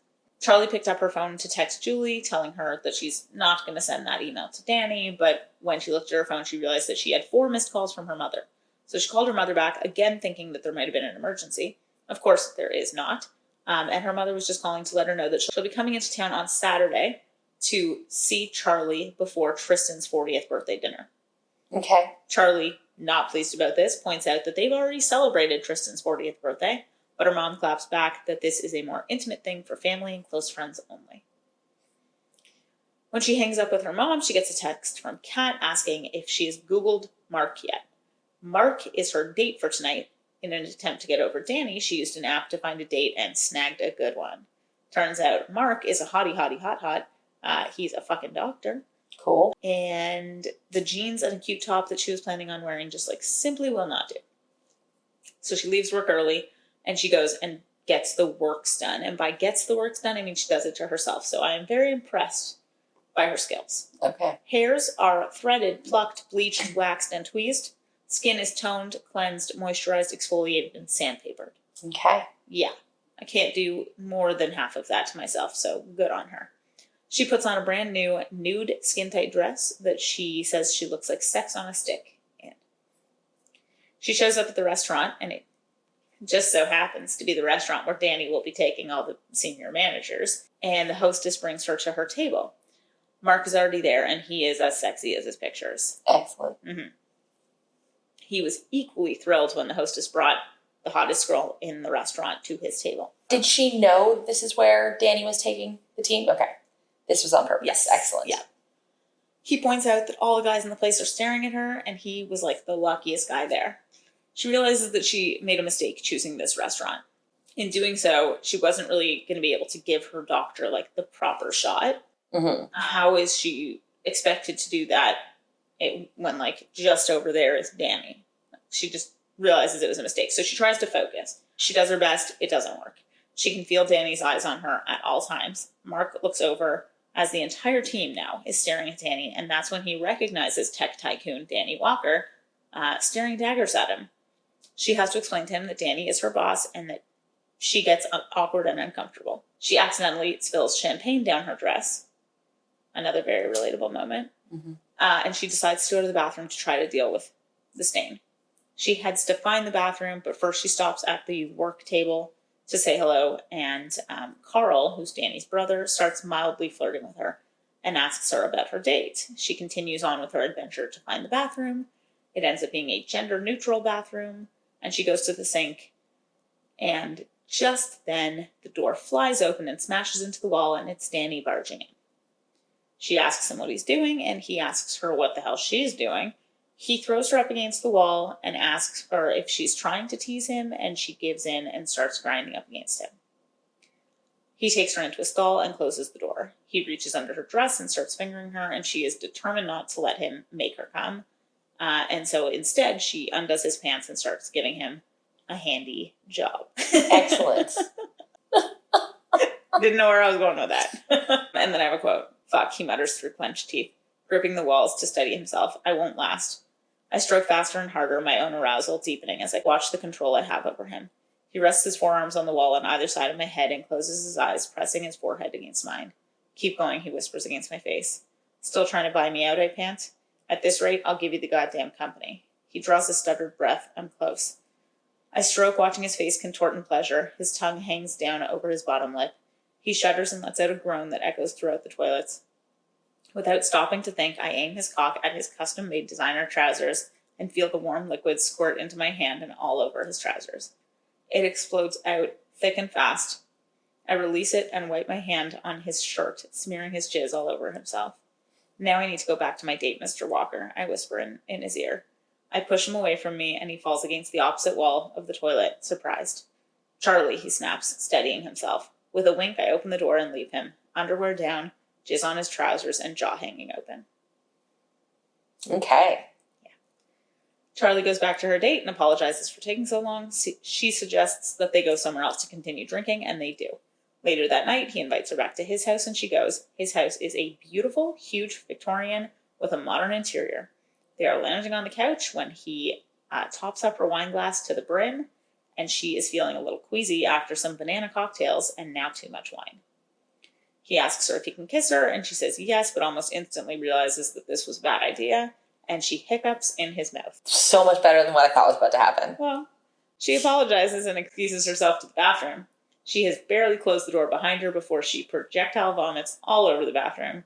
There is no cleaning up this mess, so instead of trying or owning up to what just happened, this class act sneaks out of the bathroom, down the hall, and out the front door. Oh, love. Yeah. No. So, I want to talk about this for a second. I read a bunch of reviews, obviously, and a lot of the readers said they DNF'd because of the amount of talk about, like, bodily fluids. Okay. Like, for lack of a better word. They're talking about, like, this scene, as well as some talk earlier about, like, drunken burps and how long before you start farting in front of your boyfriend. Okay. I personally don't find that offensive. No. I actually find that really relatable and funny. Yeah. I mean, yes, vomiting all over somebody's home, like, vomiting is gross. Yeah. But, like, it's not... I don't know. I don't want my book to be, like, so pristine that I can't envision it. Yeah, I was cringing because of the secondary embarrassment. Of course. Yeah. Of course. And it's funny because another group of people were pissed because in, like, one of the first, I think in the first chapter, Charlie says something like, some of us think that Mike is like a 50-year-old virgin. And so people were like, that's slut shaming. Not slut shaming. They were like, stigmatizing virginity. Yes, stigmatizing, and like, it's okay when it's a woman, but not when it's a man, and blah, blah, blah. And I just think people are being a little harsh. Much. Yeah. Yeah. Like, these books, we literally have read books about women being kidnapped and stalked and, like, dubious and non-consent, but using a man's virginity as a potential insult to his character is, like, that's where the line is. Yeah. I mean, it's not like Hollywood made an entire movie about it. Exactly. You know? Yeah. Like an entire character around. Yeah. So I don't find these things a turn off. I think it was really funny. The way it was written was hilarious. I've never puked all over a stranger's bathroom and tried to get out of there unscathed. But I think we've all had a night where we overdid it. Yeah, I just thought it was relatable, and it just kind of sucks that it was like this hot guy date that she was on where it happened. Yeah. I mean, this is karma for taking your date to where the guy you almost fucked was going to be. Like, you gave him a hand job in the bathroom and then went back to your date. Were you really going to fuck this guy? Like, yeah. That I have a bigger problem with than the fact that she threw up all over a bathroom. Yeah. Also, banana cocktails? What is wrong with you? Yeah. No, I was also going to say that, and then I was like, no, we moved past what she's drinking. No, Who drinks? we didn't. I mean, we what? Didn't. Firstly, she's mixing all the alcohols. Started with champagne, moved on to whatever a banana cocktail is, and now she's having red wine. All I can think about is like a banana daiquiri, and who drinks that like not in a pool when you're 18. On vacation. No. I was picturing more like banana flavored syrup in something. Like a not a slushy kind of drink, which to me is way worse than a banana daiquiri. Yeah. So anyway, that was fun. Cool. The next morning, Danny is in his office. Carl walks in and asks how his hangover's doing. He drank much more than intended. Carl immediately asks him why he decided to stay out last night. It is very unlike him. Carl immediately starts asking Danny about Charlie and pointing out how hot she looked last night. And he asks Danny if he knew that Charlie had worked there before he bought the company. Danny explains that of course he knew, and that he's executing a plan to make sure that Charlie is well taken care of. And because brothers are the best, Carl asks if some of this executing had taken place last night. Danny comes clean about everything. It takes almost nothing for Danny to crack. Carl is absolutely dying at the stories. It's wonderful, but as soon as Danny mentions Tristan, he understands the conflict. Carl asks specifically what happened last night between them, and he just says that would be the reason behind my expensive dry cleaning bill. In the end, Carl basically tells Danny to quit before he breaks her heart or his own. Charlie had woken up with a mega hangover of her own, but she couldn't get out of her taxidermy class that her and her roommates had signed up for months ago as part of a try everything once pact. Okay.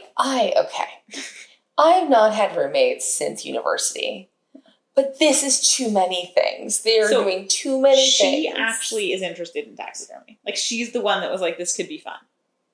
Okay. Yeah. I did go to yoga. That hot yoga class I went to was with my roommate. Both of us regretted it. Yeah. Neither one of us was gonna know about it. One-off. We did not go to a taxidermy class. No. Yeah. One-off is one thing, but there was the speed dating, and now there's the taxidermy. It's kind of hilarious. If you've got a group of friends, why not do fun shit? Taxidermy just isn't it for me. Yeah. But if that's your thing, that's your thing. It's your jam. Go for it. Mm-hmm. After the class, they all went out and vegged while Charlie filled them in on the embarrassing details of the previous night. The next day, Charlie's mom and sister show up, and they go on all the sightseeing tours of London. This is where, maybe a couple of the tourist traps were mentioned from the car, but, so not important. Later that evening, Tristan sends a car to pick them up for his big birthday dinner. Danny is there, looking sexy as ever, in jeans and a cashmere sweater. As her mom is prodding at Tristan, asking him when he's going to try to settle down again, it is revealed that all three of them, Tristan, Jack, and Danny, are all single, meaning he's no longer with Jen. Charlie quietly asks him when that happened, and he says last Friday night, and he has the faintest smirk on his face as an additional little fuck you. Rebecca, Tristan's close friend and law partner, asks Danny what he looks for in a woman because she has a friend who is a brilliant lawyer and also might as well be a supermodel, and she thinks they would be perfect together. Tristan agrees. She's super hot. Danny would for sure go for her. And Rebecca asks, should I set it up then? And Danny says, sure. Just then there was a loud cracking noise that sounded like the foundation of the house was about to collapse, but that was just Charlie's heart breaking in her chest. They all sat down for dinner. Carl sits next to Charlie, and Danny is opposite her. Everyone else is everywhere else. They start talking about all of the presents everyone bought Tristan, and it turns out Charlie wrote Tristan a song. Tristan says that payback for Charlie not responding to his texts Wednesday night, Charlie will have to sing that song tonight. Her mom immediately asks why Charlie didn't answer Tristan's texts, and Callie, her shitty little sister, pipes in that Charlie was too busy getting drunk, going back to some random guy's house, and peeping all over his bathroom. If your little sister is shitty, why are you telling her anything? She listened in on the conversation that Charlie had with her roommate. Gotcha. Yes. Danny shoots Charlie a fucking glare and a half, clearly unhappy that Charlie went back to some guy's house, especially after jerking him off onto himself in the bathroom, which I think is fair. Tristan says he doesn't like Charlie going out on blind dates, and Carl chirps in that at least on work event nights, Danny can watch over her. Carl's having a fucking time and a half. Yes. As dinner goes on, everyone's getting a little tipsy, and just before dessert is served, Rebecca screams out that she saw a mouse under the table. Everyone freaks out.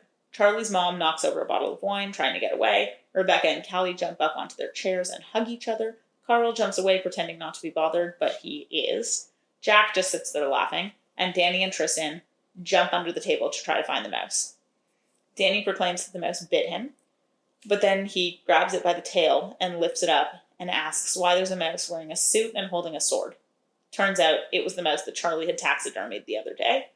She had left it in her purse and it must have fallen out. Charlie performs her song and everyone gushes over it. Wait, no. Now we're going back. We don't get to just blow past the bespoke suit mouse. And holding a sword. But... Okay. I don't know much about taxidermy. Do they come with the suits? Oh, no. She's putting the suit on it. But here's my bigger thing. If I'm going to meet you for lunch, I probably have my everyday bag. Mm-hmm. If I'm going to meet you for dinner or going to a fancy dinner, I have put on a nice bag that matches my outfit. It in no way would I be transferring my taxidermy mouse out of... So, in her defense, she wore jeans and sneakers to the dinner. Okay. That was a choice. I would have taken the taxidermied mouse out of my day bag anyway. Yeah. That thing is either going in the garbage or going on a shelf if I really like it. I mean, she took it from the class, so she Yeah, left it in all a honesty, little. I would have gone back in time and just not done that. That's where my mouse would be. It would still be alive somewhere, hopefully, but certainly not on me. Or wearing a suit. No. So that is the funniest part, is that it was holding a sword. That's why he thought it bit him, because he got jabbed with the sword. Which means it was sharp enough to draw blood, which is also hilarious. And metal. Like, why doesn't her bag have, like, big holes in it? Why does the mini Why is it sword, metal? why is it metal? I don't know. So many questions. They wanted to make sure it was a practical in case, like, it was a magic situation, it came to life. It's like a secret. It's a secret weapon. That's why it was in her purse. See? She'd come at her on the tube. Some people have mace. Some people have mice. taxidermy mouse. Maybe she thought, like, mace was spelled wrong, and they meant mice. And she's like, well, that's not going to do me much help, so let's give it a It needs sword. a sword. It needs a weapon. Oh, hilarious. Okay. Later that night, she's fast asleep when she's woken by her phone buzzing. It's 12:10 a.m. and it's Danny. He says he needs to see her. He explains that he hasn't been with anyone else since Jen, and they hadn't slept together since he started weird shit with Charlie. And he asks if he can send a driver. She says yes, and for no reason other than why not, he replies with, good girl. Cool. Yeah, just throwing that one in casually. She's at Danny's house now, and Danny is dressed in ripped jeans and a t-shirt with paint on it. Why? Was he painting drunk at midnight? I do not understand this choice. No. You left a fancy dinner party, and you put jeans on? I was going to say, at the very minimum, he's in pajama pants. Yeah. Yeah, and like a shirt, a t-shirt. Not unnecessary to talk about paint, and nobody would put jeans on. No. It is past midnight. Yeah. It would have been as good, if not better, to accomplish the light casual look. Just put him in some gray sweatpants. Yeah. And you know what? Lose the shirt. Yeah. We don't need that. Shirt is unnecessary. Totally unnecessary. She is very self-conscious looking at his wealth and thinking about all of the women who have probably been in that home. They finally fuck. Excellent. They finally fuck. They start with foreplay in the bathroom, then they move to the bedroom where she finally sees the size of him. Which I'm like, you saw him. But yeah, fine. And says there's no way that it will fit. So we have that weird trope of like, it's not going to fit. He says they'll go slow and starts moving himself lower to go down on her. But she stops him and admits she's never had someone do that to her. She confesses that she didn't think that men would like it. And then he loses it, insisting that it's like all he's thought about. So he does it. It's obviously amazing. They fuck that night. They fuck the next morning. He makes her breakfast. They fuck again. She looks around his kitchen and points out that he's like such an adult because he has like a blender and a juicer. Yeah. And she sees his meat shredders in the kitchen and says, I don't even know what those are. Are those like serial killer forks? And I just thought that was really funny. Mm-hmm. Tristan calls while Danny and Charlie are in the car, and he mentions Tristan's upcoming date with Mara, which was the girl that Rebecca wanted to set him up with. Mm-hmm. And that makes Charlie feel like shit. They go swimming in a pond, then they fuck in the change room. Then, against his better judgment, he invites her back to his place for dinner. And because we can't have nice things, she asks him out of nowhere if he thinks that she's stupid because she's not Harvard-educated or a leggy blonde human rights lawyer like his ex. She wakes up alone in his bed and hears him as she's walking into his kitchen. He's already on a conference call. 15 minutes later, she's dressed in her clothes from 2 nights ago, and she says goodbye to Danny as she heads home to change before going to the Nexus office. So today is the first day in the new office. Okay. Before she leaves, he reminds her that this is their little secret. She and Stevie go for lunch away from the office, and she tells him all about her weekend. As she goes back to work, she sees an internal email that they're looking for a designer, and it's a job that takes place for 2 months in New York. She's intrigued. It's now been 2 days, and she hasn't heard from Danny, and she's upset, but she's also excited because she's babysitting her nephew Daniel tonight, and she hasn't spent quality time with him in a bit. She walks into Tristan's living room and is trying to hide her shock when she sees Danny there, and Jack's date, and Mara, a red-headed supermodel lawyer sitting on Danny's armrest, instead of any of the other available chairs. Charlie is invited to join them for a drink, but she says no thanks and instead decides to go to the bathroom to run Daniel's bath. Before leaving, she says, "Nice to meet you to Mara," and tells her to enjoy her date with Danny, which was just a little jab. A few seconds after she gets to the bathroom, Danny barges in behind her and asks what the fuck that was, and she asks how many girls he has per week, and he explains it's not a date, but Charlie doesn't believe him, so when he tells her to stop being a brat, she slaps him. And he looks at her and says, "That better not have left a mark," and walks out. I need to know what Tristan was thinking when his best friend went after his sister like that. Yeah. It's not subtle. No. Later that night, Charlie is crying in her room when her phone rings. She answers it without looking, and it's Danny. He's outside. She lets him in, and he explains that he didn't even know Mara was going to be there. He's not dating anyone. They have a quick makeout session before he heads home to pack for his flight to New York for the next morning. At work, Charlie has a meeting with HR about the designer job. She heads home to put together the best portfolio for her application. When she's finally finished, Julie shows her an article that has been published about Danny in New York, spotted out with a beautiful blonde, and Charlie starts to cry again. She texts him to ask how New York is and see if he'll say anything about this woman, and obviously he doesn't. She calls him out for the hot blonde, and he calls her, and they get into a big fight. They work through the fight, and then he asks if she will be home between 4 and 5 that night because there's a new bed being delivered to her flat. He flew her home early and will be there to try out her new bed. As you do. Sure. They go for dinner. Charlie was convinced by Julie and Kat to wear leather lingerie under her clothes. And it is as uncomfortable as it sounds. Oh, girlfriend. The entire dinner, she is just counting down the minutes to get back and take it off. And she does, and they fuck. The description of her wearing this lingerie goes on for a really long time, and I could feel it. Yeah. It was bad. No, that There was sounds also awful. a zipper under the vagina.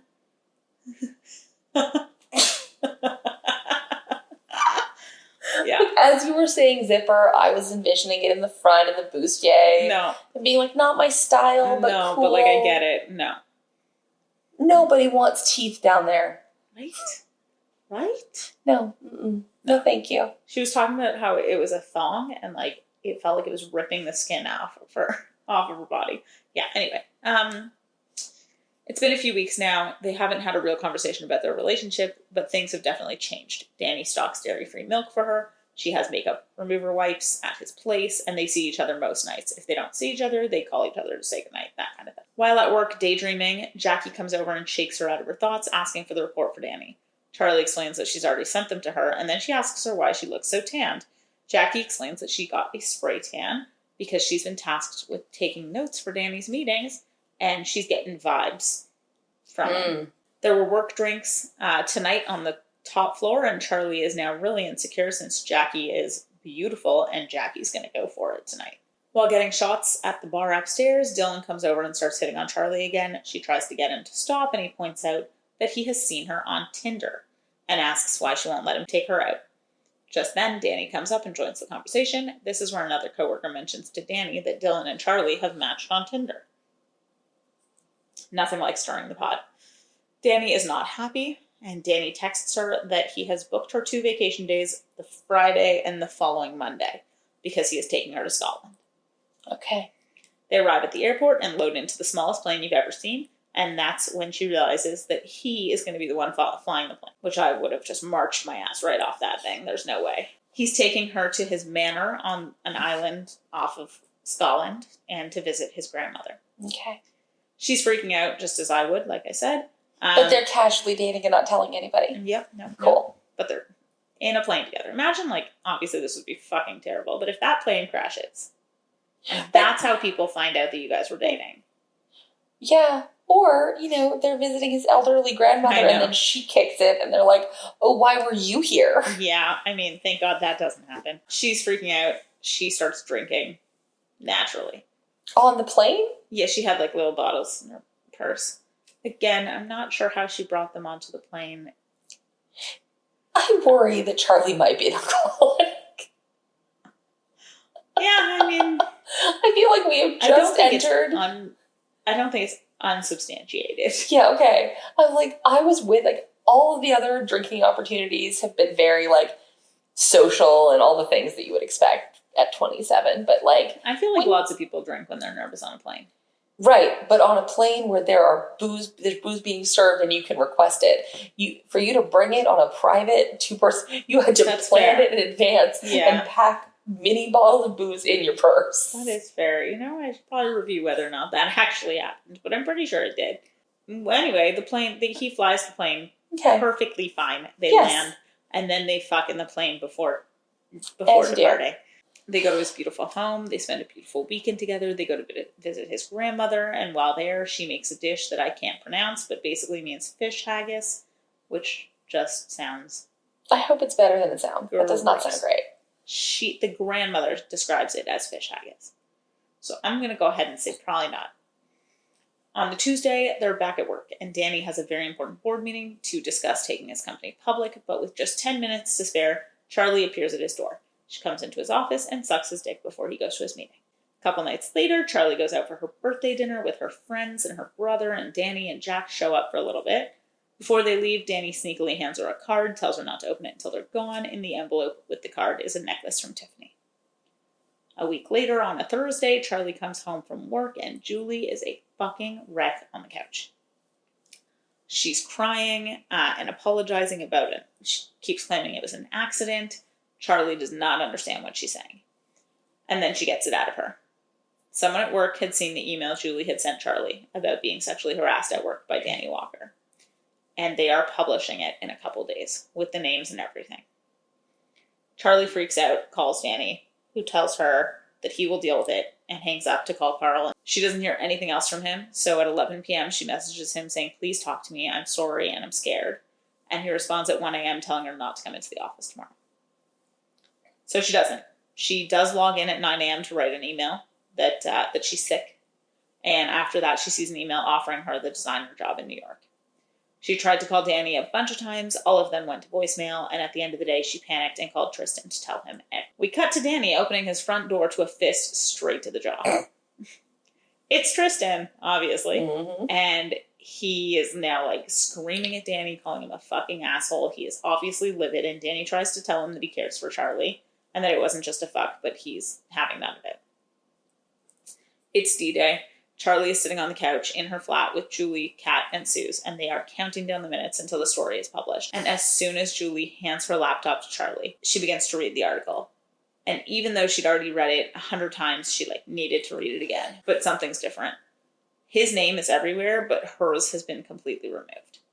He protected her. He paid somewhere between $500,000 and $1 million to keep her name out of the article. That was about all Charlie could take, so she jumped up and went straight to Danny's house. She knows the code to the gate, so she let herself through and knocked on the door.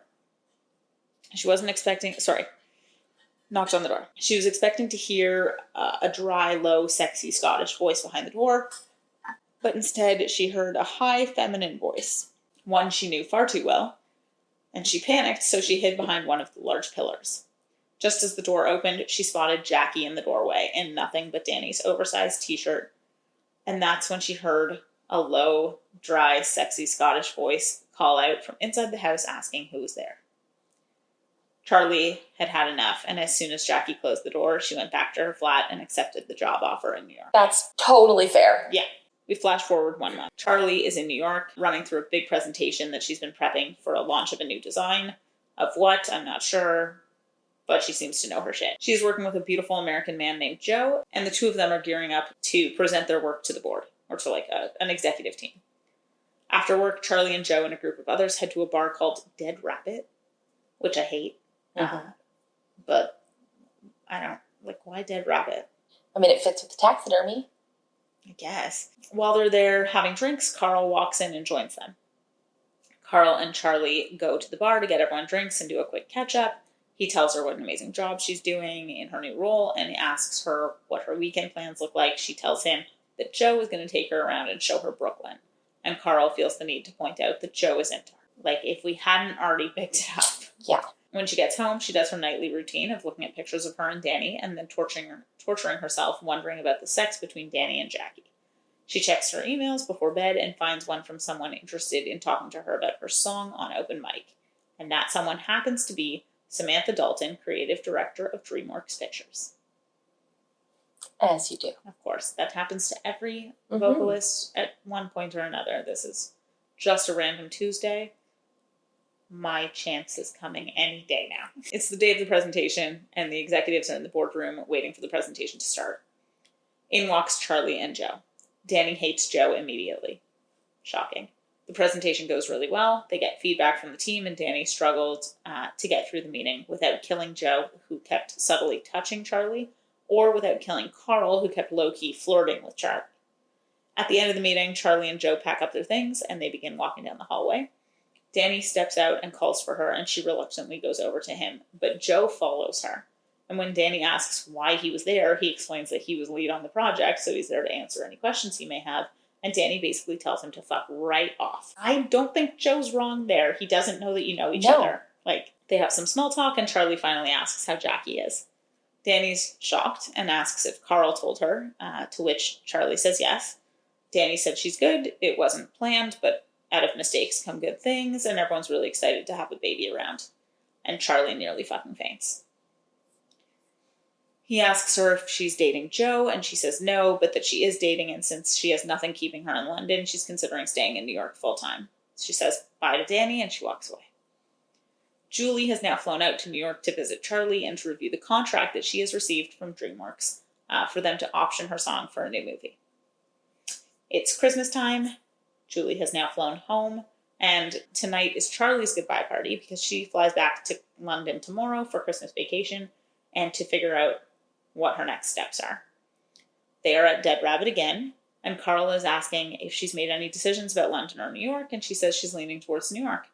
He is shocked and can't believe that it's really over between her and Danny. She explains that she can work through a lot, but she can't work through a baby. Carl loses his shit and has to explain to Charlie that the baby is not Danny's, it's his. Charlie decides to do the most normal thing ever. She flies to Scotland and then to Shetland, which is the island, where Danny will be for Christmas with his grandmother.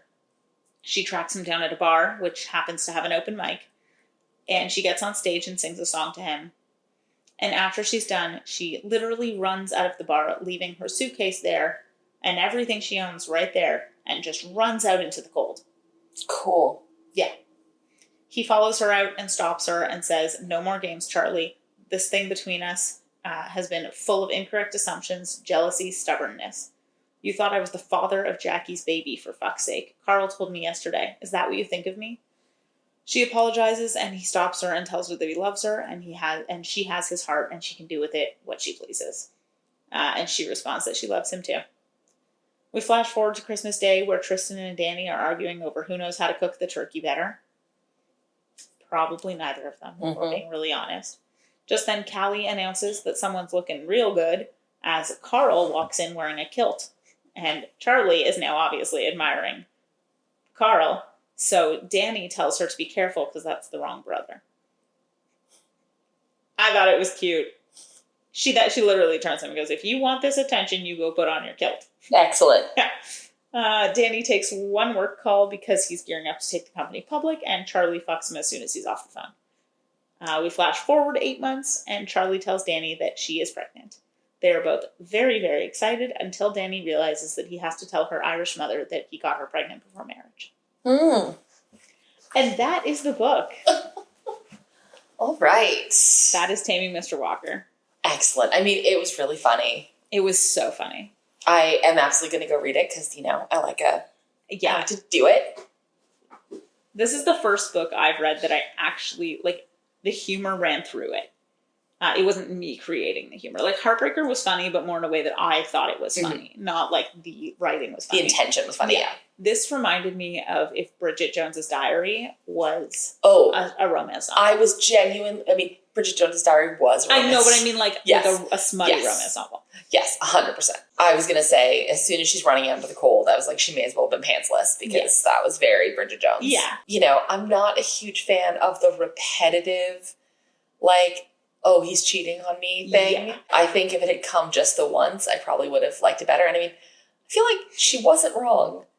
Jackie answered his door in a t-shirt. No. That was absolutely justified. Yeah. There were a lot of parts in this book where I was like, and like all romance novels, I feel, none of this had to happen if you just asked a question and he answered that question. Communication just does not happen in these books because if they do, then there's no conflict. It's true. Also, Julie's law firm sucks. She's the lawyer for a publishing house. Okay. Yeah, she's not working for a law firm.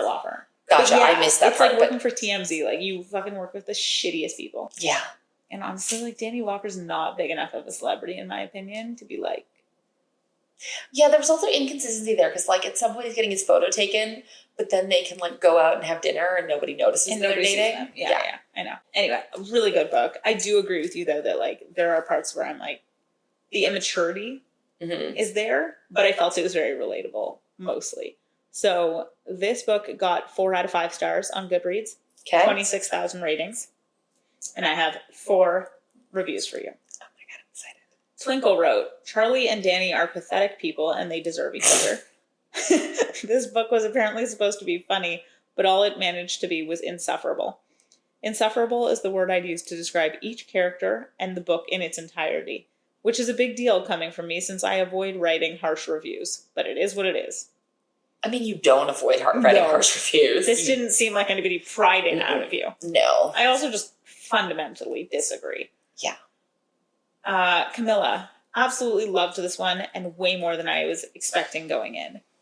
Might be one of my favorite brother's best friend, enemy, lover trope books I've read so far. Andrea wrote, how do books like these get published? I couldn't get very far because every single conversation was outrageously unbelievable. The book was excruciatingly immature. I found the conversations to be so relatable. Part of me is now questioning my own maturity. I know that I have parts of me that are immature for sure. Mm-hmm. But my friend group would absolutely have all the conversations that were taking place in this book. Yeah. So me and Andrea would probably not get along very well. You're probably not going to be besties. No.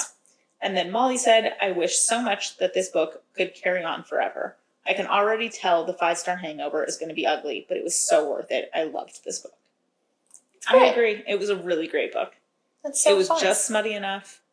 It was hilarious, as long as you're okay with some talk about farts and some puking scenes.